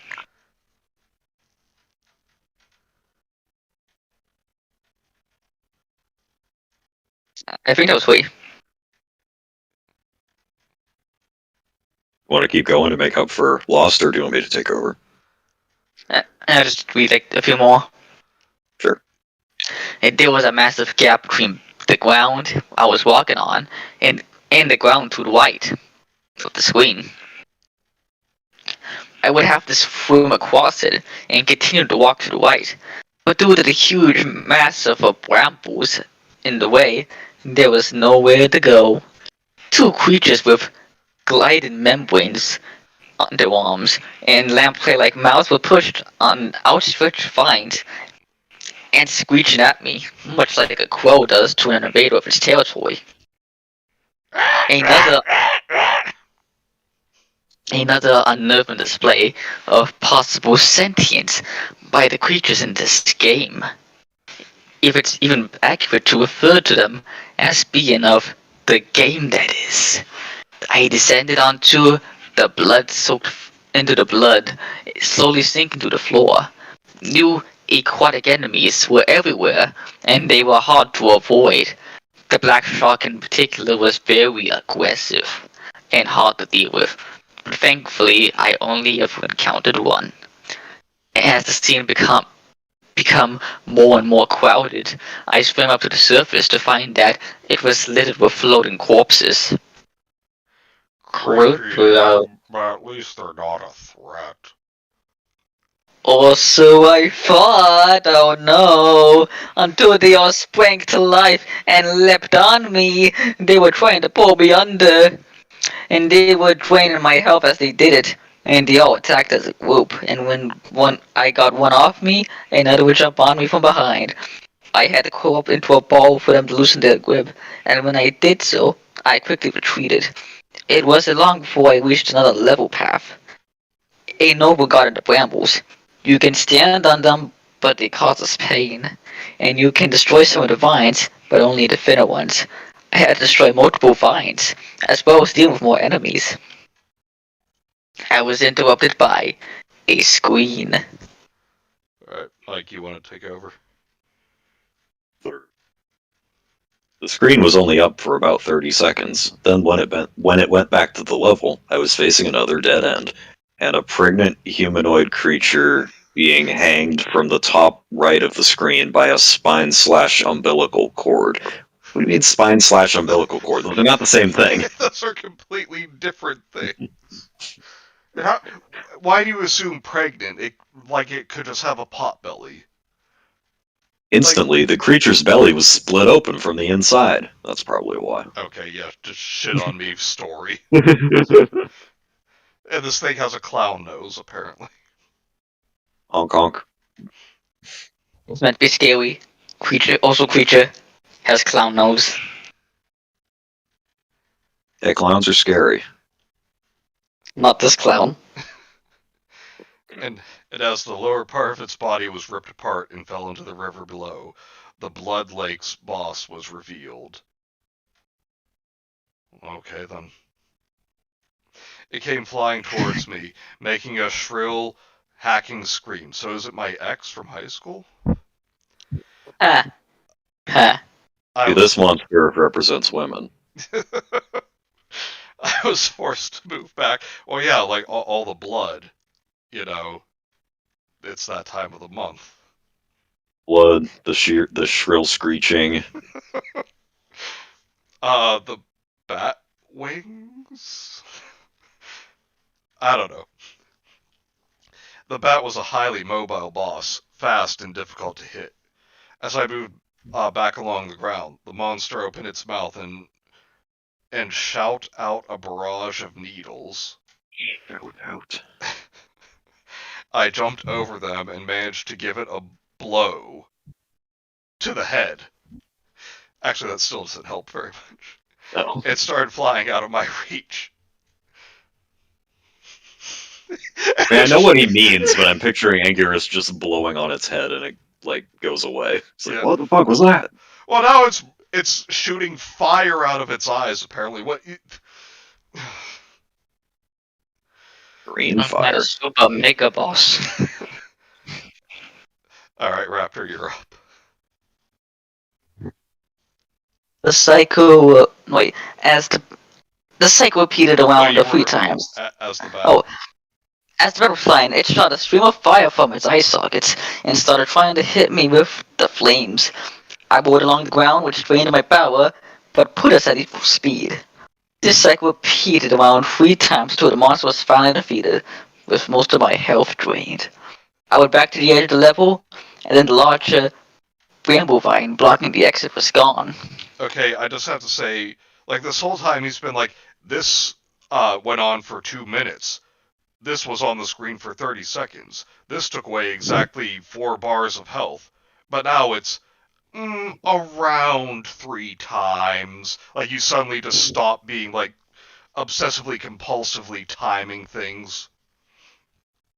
Blood Ocean, and shout out a barrage of racial slurs. You say Blood Ocean, are we sure it's not the Red Sea? You know what to do. Now only 2 levels left to go. Who to send this time? Godzilla, Mothra, and Anguirus had all completed 1 level, leaving only Solomon, and also the mysterious 5th monster. I tried to access it again, but with no luck, I chose to use Godzilla again for the next level.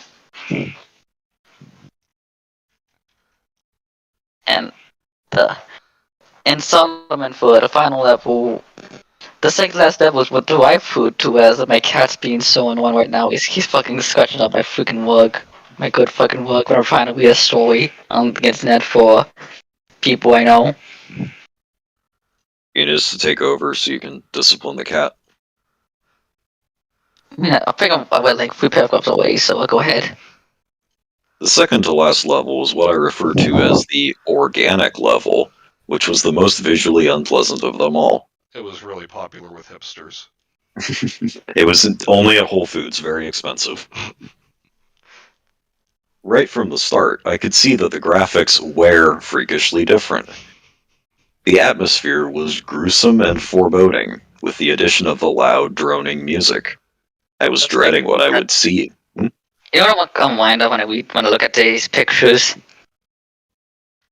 The fucking one Sonic game with the pre-rendered graphics. Sonic Blast. Oh, yeah. And I don't mean like particularly Sonic, like the one that was to try to be like a platform, like a normal Sonic game, but the graphics were, the fucking Sonic sprite was too big, it was too slow, and had a fucking like the ocean water level I hated so fucking much when I played it as a kid. Sonic was too slow. Impossible. It's the fastest thing alive. Goddamn. Even faster than DeLorean. Nothing's faster than the DeLorean. But Sonic is. No, but that's impossible. The DeLorean has the gull wing doors. Sonic has fast. The DeLorean can go forwards in time, and as far as I know, Sonic can't. But I don't know much about Sonic, so I could be wrong. I'm not gonna get into that. There like a Superman plot with Sonic where he runs backward around the world fast enough to reverse time. I think there was an Archie comic where he got powered up so much that he could run through time.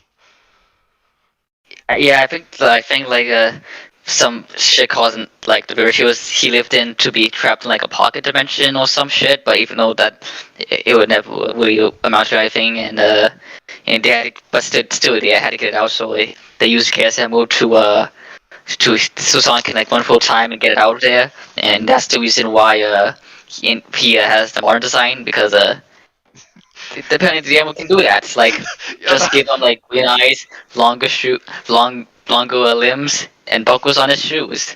Yeah, that's right. They came up with a whole reason for why he looked like he looked in the games.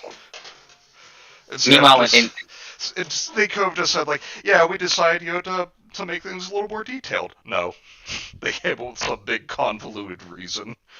That's the story of the Blarms. Like how they made they killed off Eggman and made him like a robot. Yeah. So they could have him like his new robot body be like the Adventures design. Meanwhile, in the Epic and Chad Fruitless series, the new design was just explained by him buying a new coat. Yeah. when are we buying? But he's seen like just per an article, and that's basically it. That's how he became like the Avengers man, because the Philly series is epic. The orgasm. Vince, no. I think where Sonic really went wrong as a franchise was not making a movie in 1989 to promote Sonic 3. Oh, Wait, David Wong was not have that reminds me though. You see, in 1989 there was this movie called The Wizard. No, actually, yes. Please continue. I don't know what I was saying there. No, I just pictured Raptor like you hearing me say that again, like a look of pain comes over your face. Just no. Can't do this anymore. Can't I take can't this shit no more, man. I can't take the Wizard no more. And yeah, I can't handle the Wiz. Vince, I agree about these monsters. They do look like a claymation, like stop motion kind of monsters. It's pretty cool. Yeah. All right, who was reading? Where was were I? we? I'm pretty sure I was dreading what I would see in these levels, and it was only a few seconds before something appeared. Claymation pig monsters. Two hideous ... things. It's hard to describe most of this level. Everything had this disturbing, semi-real look to it. Most of the enemies look halfway between real animals and misshapen lumps of gore with teeth. Yeah, it's a little bit Thing-esque. Yeah. That may have been 3. I think that was 3. Okay. It's also worth noting that all of them were considerably larger than Godzilla, and although the majority were not very intelligent, look who's talking. Each of them took around 30 plus hits to kill. You see, again, like he's gone away from his precise measurements and observations. 30 plus is a very broad range of numbers. Yeah. From 30 upwards. They all took around 400 hits to kill. Yeah. Due to this, it was a better idea to run away from them than fight, but it was never clear exactly what direction to run to. While most levels involved going to the right to get to the exit, the path of this level was primarily going down, by walking to the edge of one platform and jumping down to a lower one. There was no way to make sure you were going the right way, nor any apparent means of getting back up to the higher platforms if necessary. Also, certain... Go ahead. No, go ahead. What were you going to say? Can I read Vince's comment? Yeah. Sonic went wrong when they refused to accept my awesome OC Chronic the Hedgehog. He's like Sonic, but he's faster and smarter and stronger, and his parents aren't getting divorced.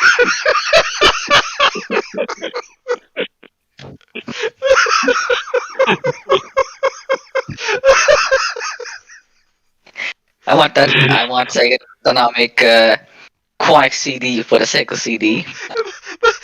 That's how Sonic got to be so fast, because he's constantly running away in terror of his parents' divorce. He thinks trying to outrun all the problems in his life. He thinks if he keeps running, they'll go away. Deep down, Sonic knows that no matter how he's fast, he cannot run away from the pain. And that's the real reason why he never accepts Amy Rose's advances, because it's like he actually likes her, but he sees his parents splitting up and thinks, no relationship can actually work, it'll just end in pain. The thing about being the first thing alive is that you're always trapped in darkness. Okay, we made this really dark. Not as dark as some of the comments you guys made when we were watching My Hero Academia, but still pretty dark. It's not the worst thing that's happened to Sonic, let's be real. That's true. Do you think Netsu is actually in cahoots with Wed? Like, he's the one who makes conscious that infects with his evil? It's like, alright, I killed this girl, I ran her over with a truck. So where's my money? Oh, money? Just like smashes Red's skull in, like mixes its brains together with Melissa's and just snorts it all up. Oh, yeah! Oh yeah. Alright. And we really gotta keep reading. Also, certain enemies act as if they were aware you had to jump down and would stand at the edge of a lower platform, waiting for you. When this happened, I would have to walk back and wait until the monster would leave. Sonic is like Tom Cruise, he keeps trying to outrun his gay thought. Damn it! He tries to run away from Scientology, but little does Sonic know that there's one thing that's faster than him, and that is the love and acceptance from Chill, from the hit movie Battlefield Earth. Anyway, as I went on, I came across a platform stacked above each other with little space in between, looking awfully like a maze. This meant I couldn't jump and make escape from difficult enemies. And difficult. Thankfully, the only enemies able to fit through these mazes were the four-legged beast seen at the beginning of the level. But adding to the difficulty was long tapeworm-esque monsters that would rise themselves between the platforms and trap you. The only attack they responded to was the heat beam, which would cause them to shrink back down, but this was costing them more power, and I couldn't afford to do without the heat beam for long. Hey, do you know what these guys look like? What? These guys fucking mean with the meat. I don't know. You know, what let that me, is. and let me look it up.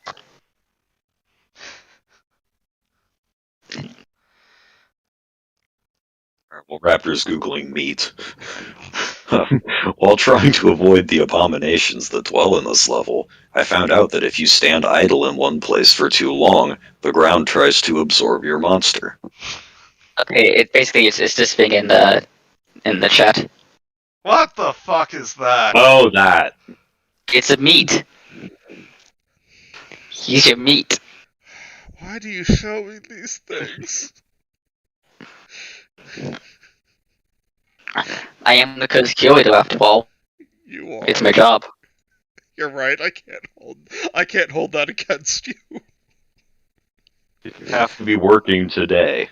Not everyone works 24/7. You're allowed to take a weekend. We gotta keep reading. I think it was about 4 minutes before the end that this level was making me physically sick, like that meat. The tension was getting to me, and having to take in all those disgusting sights made me want to puke. I nearly did pause the game and look for a bag, but I was able to hold it together. No, that was just all the fucking Doritos he had been shoving in his mouth for the last 24 hours. Yeah, it turns out 24-hour Doritos and Mountain Dew challenge it's not going to end well for this guy. I'm surprised it didn't finally kill his heart. I also found a trick at the end of the level, though it was too late to do me any real good. If two different species of monster run into each other face to face, they would fight each other and leave me alone. I didn't intentionally cause this, don't know how you would have. It just happened. Because that's how things work, I guess, in this fucked up game with meat and meat and meat, Vince and of course more meat. Vince says the word meat can be inherently unnerving sometimes. Yeah, I'm starting to feel that way right now. Cameron says, fun fact, Five Nights at Freddy's is so goddamn boring. Oh, you guys are still doing that? But Cameron, it has the funny pizza animatronic bear. You're playing the epic and popular game Friday Night Freddy's?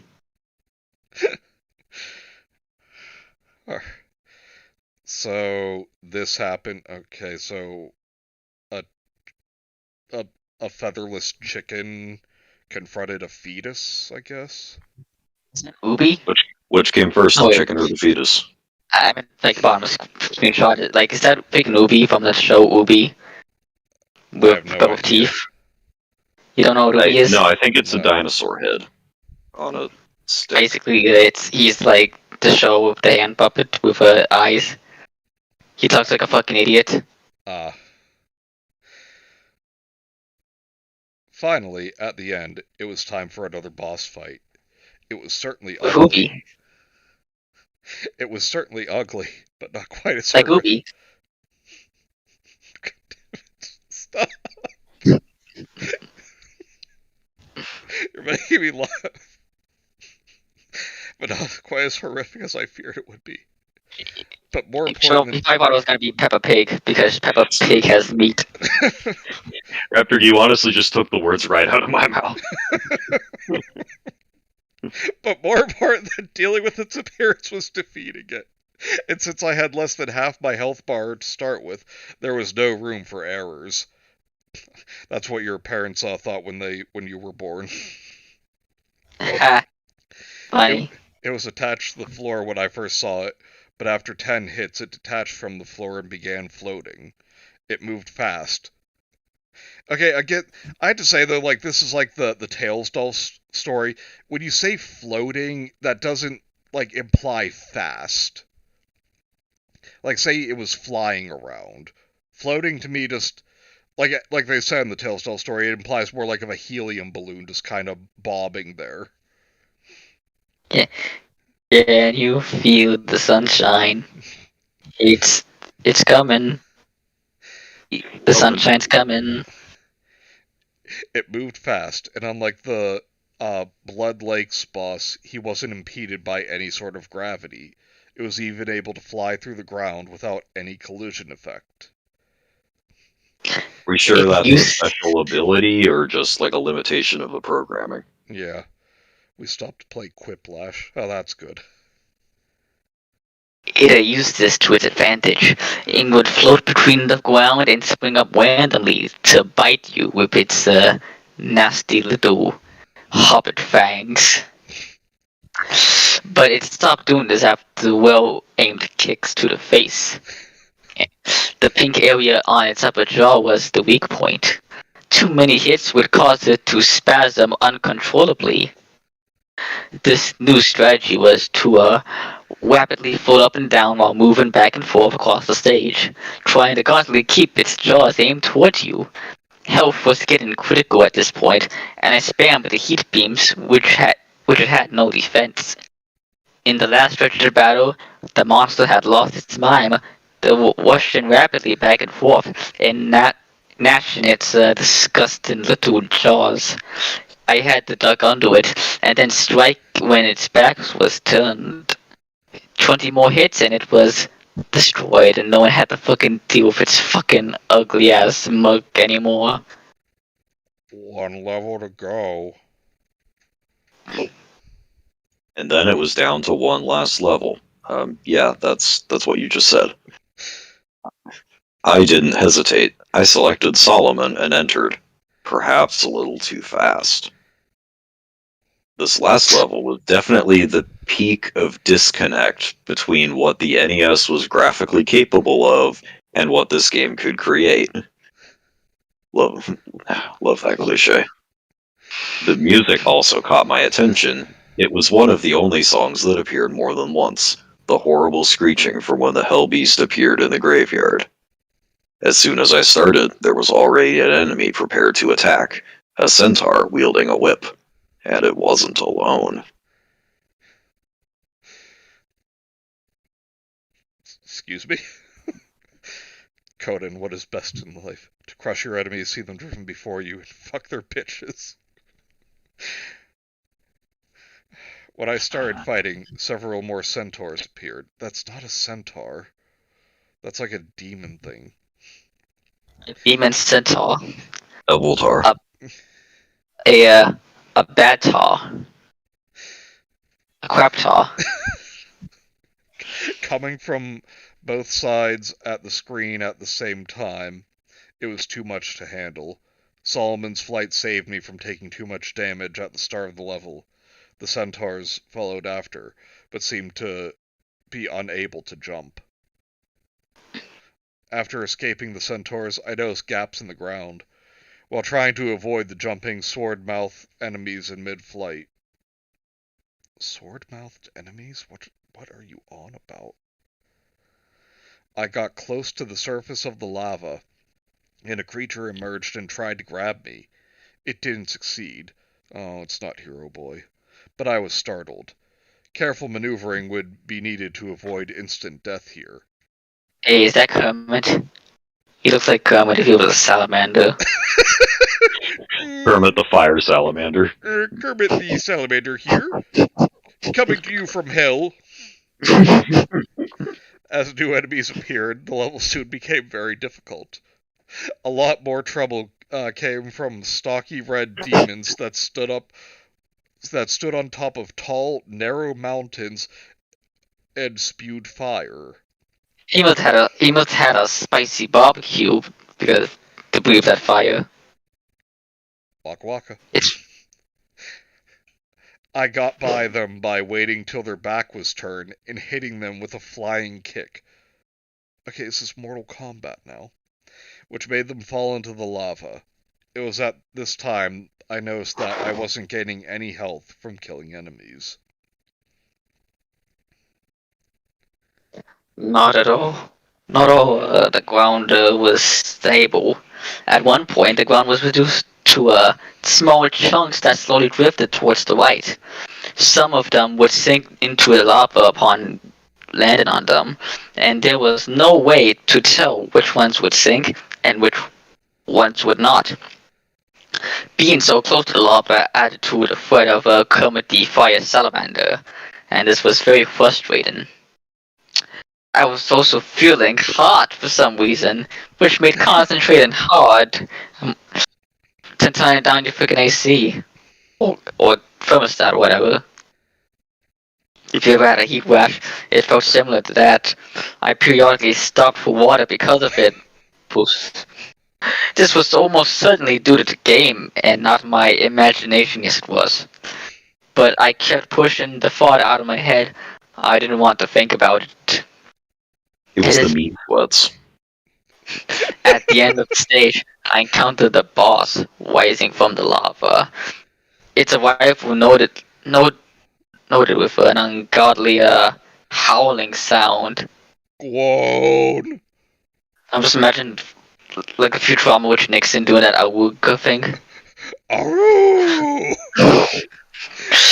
That's you saying the meat sweats like I just imagine like so not a great idea after you've done the all day Doritos and Mountain Dew challenge to eat an entire ham.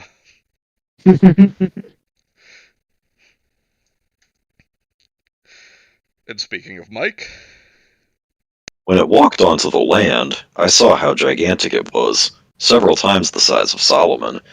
I was about to fly up and attack it when it opened its mouth and let out a huge blast of fire. Whoosh. I had to fly to dodge the flames, and then get close enough to the boss to fire a heat beam at its face, causing it to stumble backward. If it didn't stumble backwards, it would have kept moving left until it forced Solomon into the lava, as there was no more ground within reach. The beast had to wait between uses of its fire breath, as it seemed to cost a great deal of energy. I used this time to attack it, but fire wasn't its only weapon, and I had to wary of the monster swatting at me with its clawed hands. As its health decreased, it moved faster, and the battle felt like a tug of war between the two monsters over this bridge of land. after about 40 hits, it was defeated, tumbling backwards into the lava from whence it came. And then, So it's Bowser. and then the final stage had been completed. At last, it was down to 2 bosses, in a final encounter with the Hell Beast. For some reason, I thought Ghidorah would be easier to beat, so I confronted him first. The classic Ghidorah battle music from the original started up, as I was faced against the new King Ghidorah.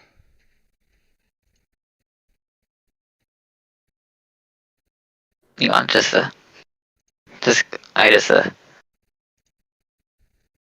I just lost the track. There we go. King Ghidorah was powerful and unrelenting as ever. He instantly lashed out with gravity beams, which were more damaging than Godzilla's heat beams. It became a struggle of constantly beating Ghidorah at every opportunity to keep him from using from using the attacks. But to soon saw through my tactics and started using physical attacks as well. He would strike with each of his necks, knocking me backwards and making it impossible to get close enough to punch him.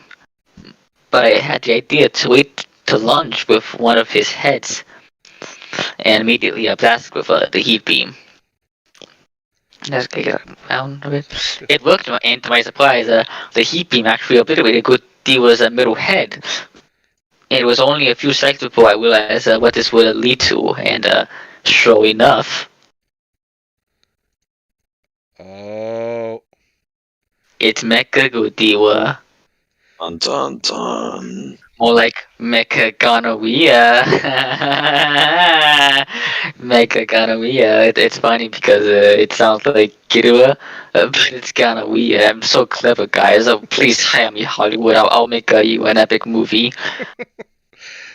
Vince says again, the images are pretty cool, and the author's obviously talented when it comes to illustration, but I don't know, just isn't any tension because he's just playing a game. Yeah.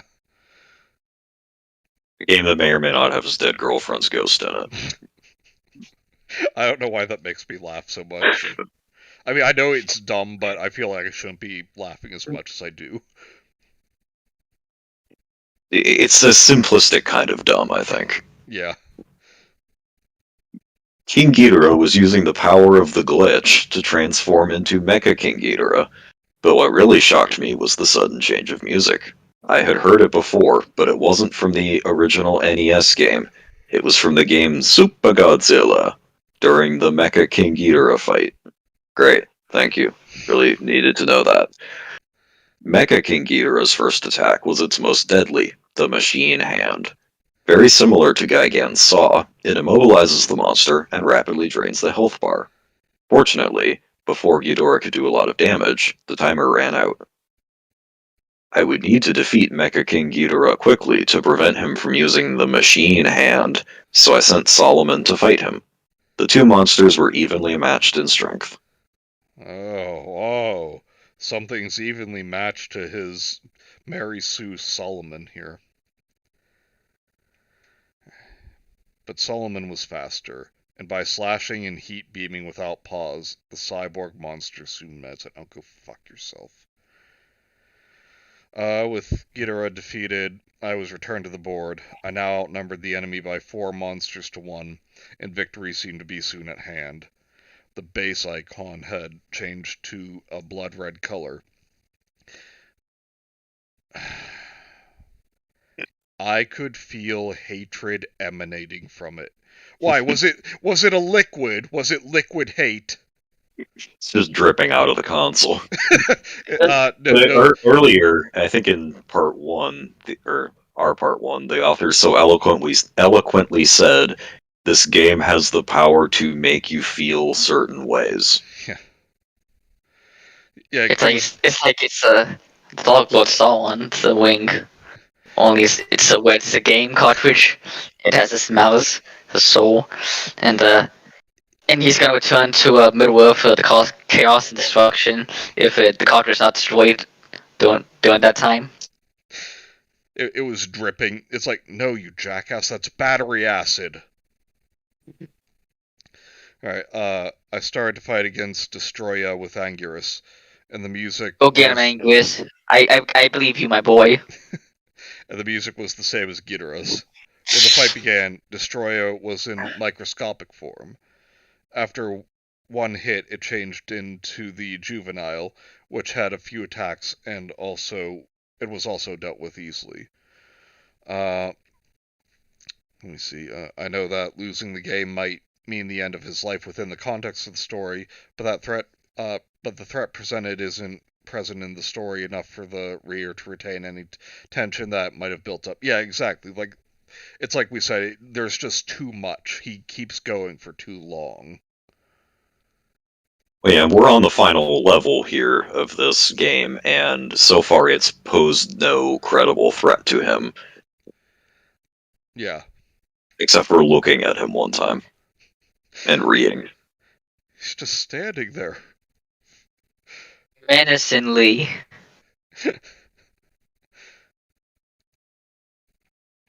Angus's wall attack, which had been used for up to. Sorry, Angus's wall attack, which had been very useful. The fight became serious. Oh, sorry. The fight became serious when Destroyer entered the aggregate form, gaining the use of large arms and the micro-oxygen beam.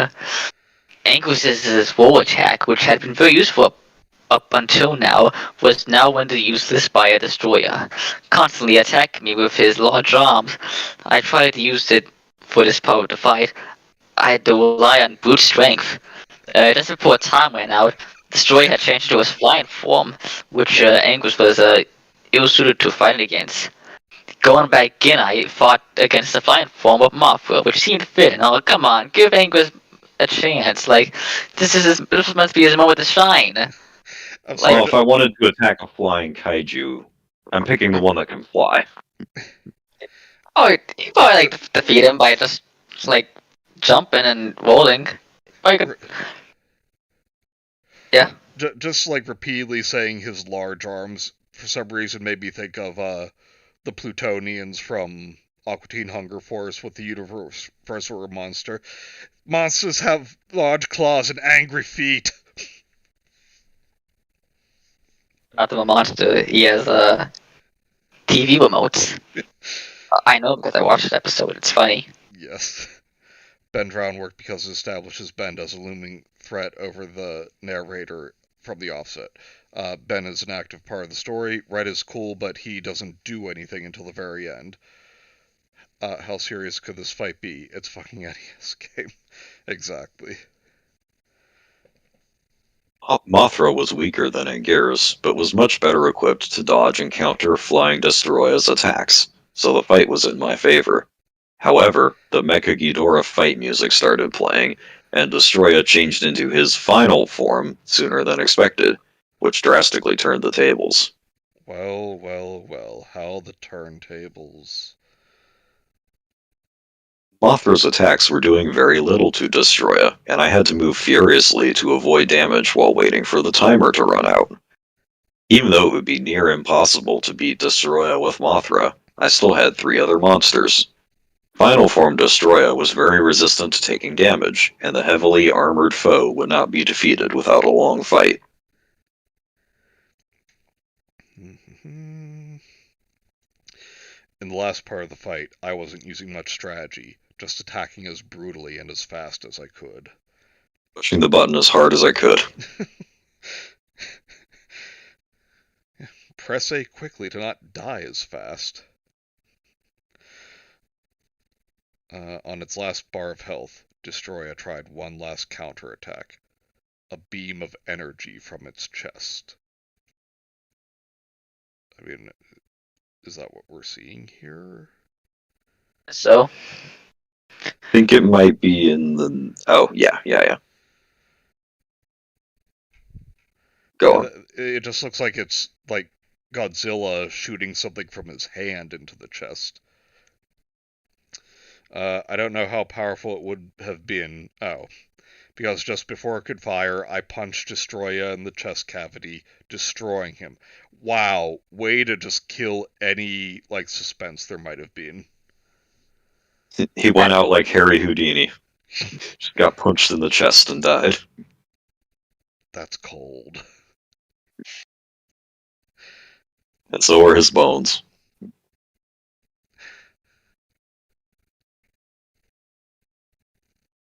And that was that. Yeah, I'm sorry, Vince, you're right. It's Destoroya. I keep saying Destoroya! Destoroya! Sushi. And then that was it. The last kaiju boss was gone. In the midst of all the excitement, I had briefly forgotten that there was still one last thing to do before the game would be over. Oh, go fuck yourself. Alright, go ahead, Raptor.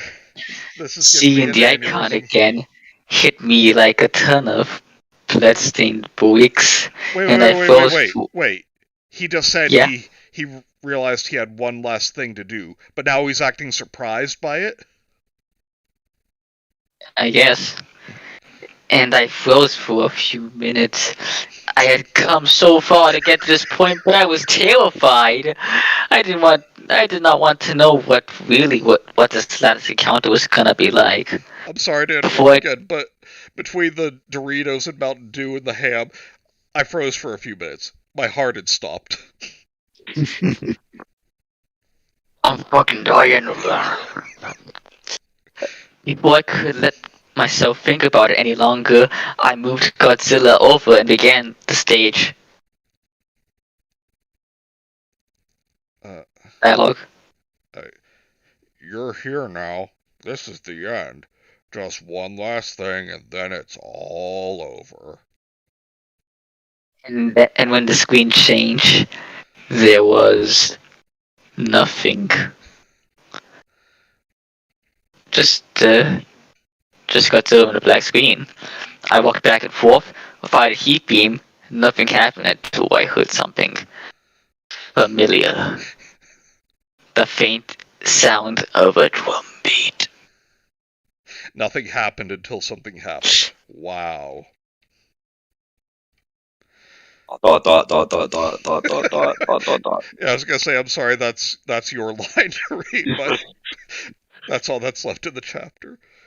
That song from Shinobi 3 plays in my head whenever Red shows up. My Dear D, the song that plays during the boss fight with Hydra. I've never actually played that.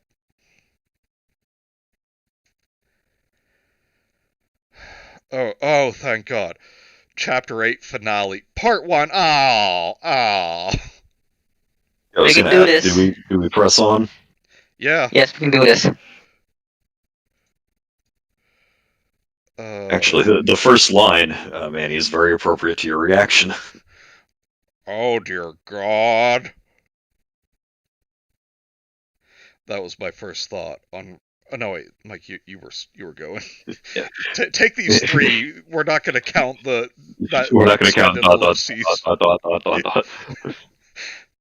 And that was actually Morse code, and if you put it into a Morse code translator, it means nothing. That was my first thought on realizing I would have to fight Red, the creature that tormented me through nearly the whole game.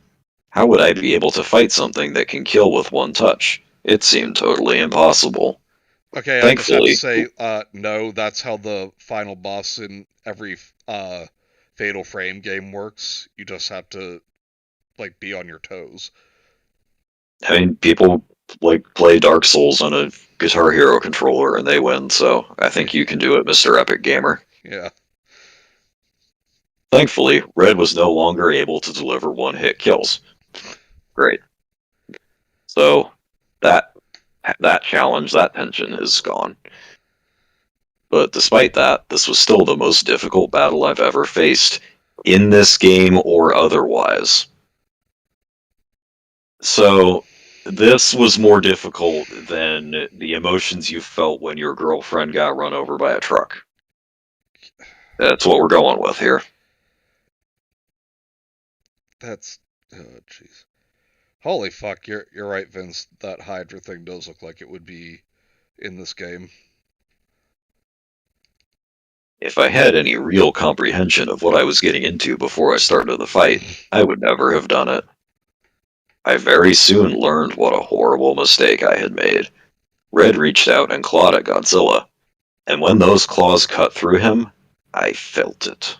Oh, fuck off. Have fun with the next 3. You just have to get good, punk. Yeah, exactly. I know that it's common for people to cringe up when their video game character gets hit or loses a life. No. It's not. No. Why? No. Otherwise, I'd have PTSD from all the COD I've played. Yeah. I would have PTSD from Mario. Fucking Mario. This is like the Pokemon creepypasta, and then Pikachu died. I had never been so scared. I was crying. Life is in a Pokemon game. My dad showed me in a Pokemon game with Hypno in the Lavender Town. The song's scary, guys. Oh my god, I'm so scared. I'm gonna commit a life and to get away from Lavender Town.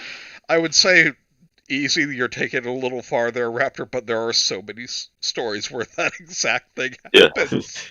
That's what I'll make fun of. That is the story. That's what they all do. Yeah, like my point is, what has this world come to where where that's not an exaggeration? But this was not that. This was genuine physical pain. Again, that's your heart stopping. When the pain struck me, I paused the game. I hadn't suffered any actual injuries. You're having a heart attack. But it felt just like my shoulder had been clawed through. Your left shoulder? You smell toast. I had seen and experienced many unpleasant things at this point, but the game causing me real pain was where I drew the line. Yes, I would be disappointed that I wouldn't get to see the ending, but the risk was no longer worth it. I was about to get up to take one last screenshot and turn off the NES when I realized something else. I couldn't get up. You're having a heart attack! He can't get up. The game's making him complete the game. Oh my god, it's so scary. I was paralyzed to my seat. The only muscles I could move were my fingers and thumbs. Just say your fingers, you pretentious ass. As the terror set in, a new message appeared on the screen.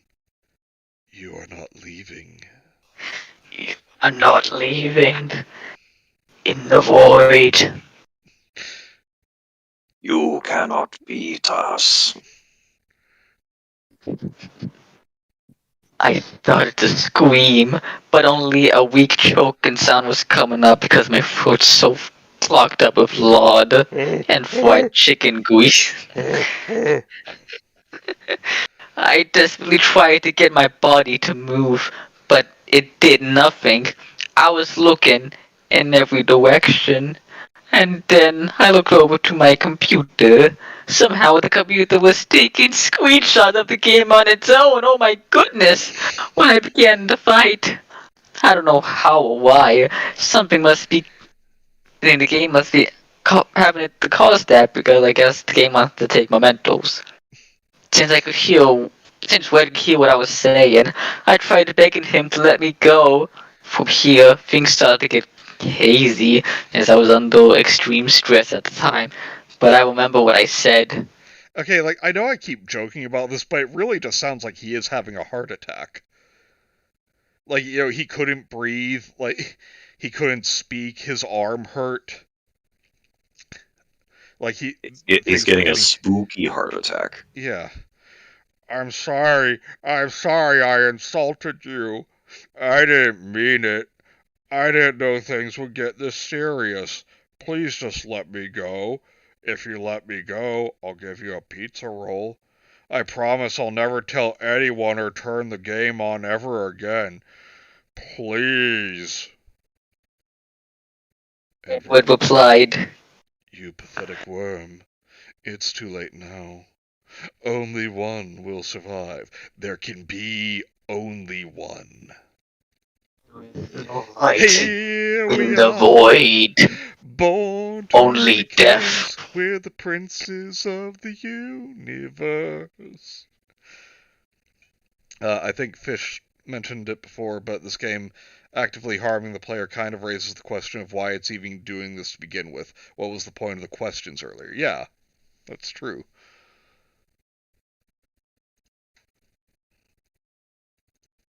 Statement could not be any more clear. If I couldn't kill Red, then he would kill me. Like an idiot, I had played around with something I didn't understand, and now it might cost me my life. I stopped struggling to move and accepted the reality of the situation. There was only one way to get out of this alive. I had to kill Red. It all went by so fast.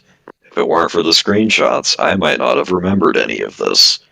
Just like in the chase levels, Red moved at a horrifyingly fast speed.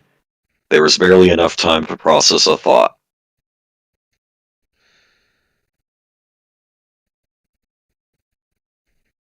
Oh, is that 3? I think so.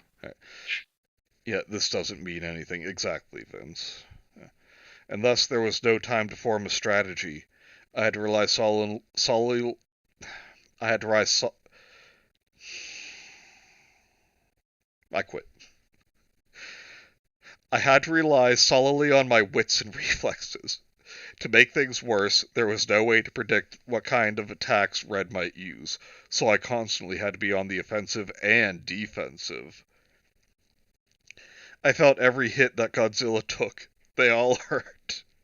I tried so hard and so far. Ouchie! Ow, mommy! Mommy, help me! The red monster's gonna kill me! Ouchie! Damn you, Mike. Sorry. I tried so hard to avoid the damage, but every attack that I dodged left me vulnerable to another, and the pain would only get worse. After he jumped over me, Red's eyes started to glow. I moved as far back as I could and ducked.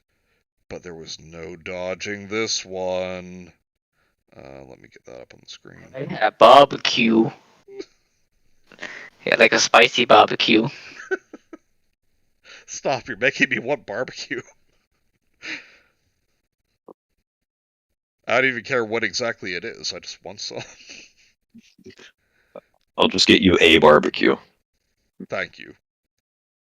You know what they say, give a man barbecue and he'll eat for a day. Give a man barbecue and he'll barbecue for the rest of his life.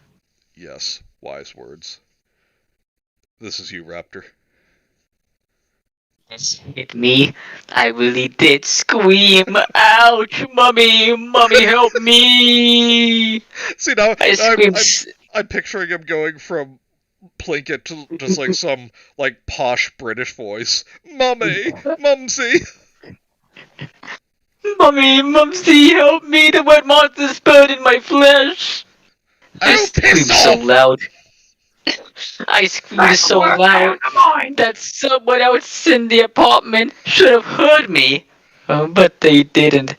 Just looking at the image hurt me, make me remember the incinerating burn. Ouchie. Oh wait, so is this implying that this author is still alive? He probably died after posting the story due to heart failure. I paused the game because it hurt so bad, but Red unpaused it because of the dick who attacked me again, which made me furious. I immediately counterattacked with heat beams again and again until the power meter was totally diminished. I wanted Red to hurt like I did. I just imagined like, hey, you didn't say time out. You didn't say You didn't say the magic out. word. The void.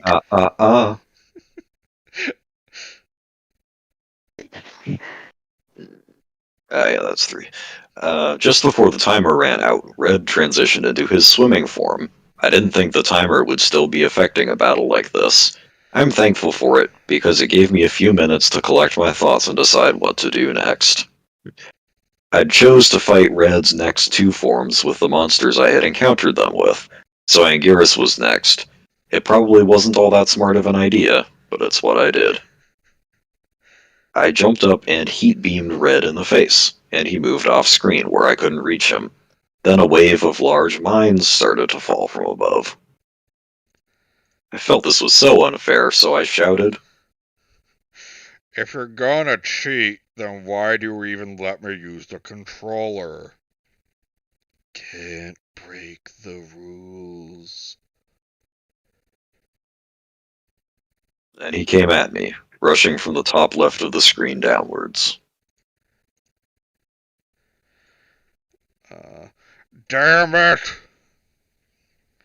Now I wouldn't even be able to see where his next attack was coming from. Red continued to strike from random angles. I constantly moved to swerve around him. Okay, Alright.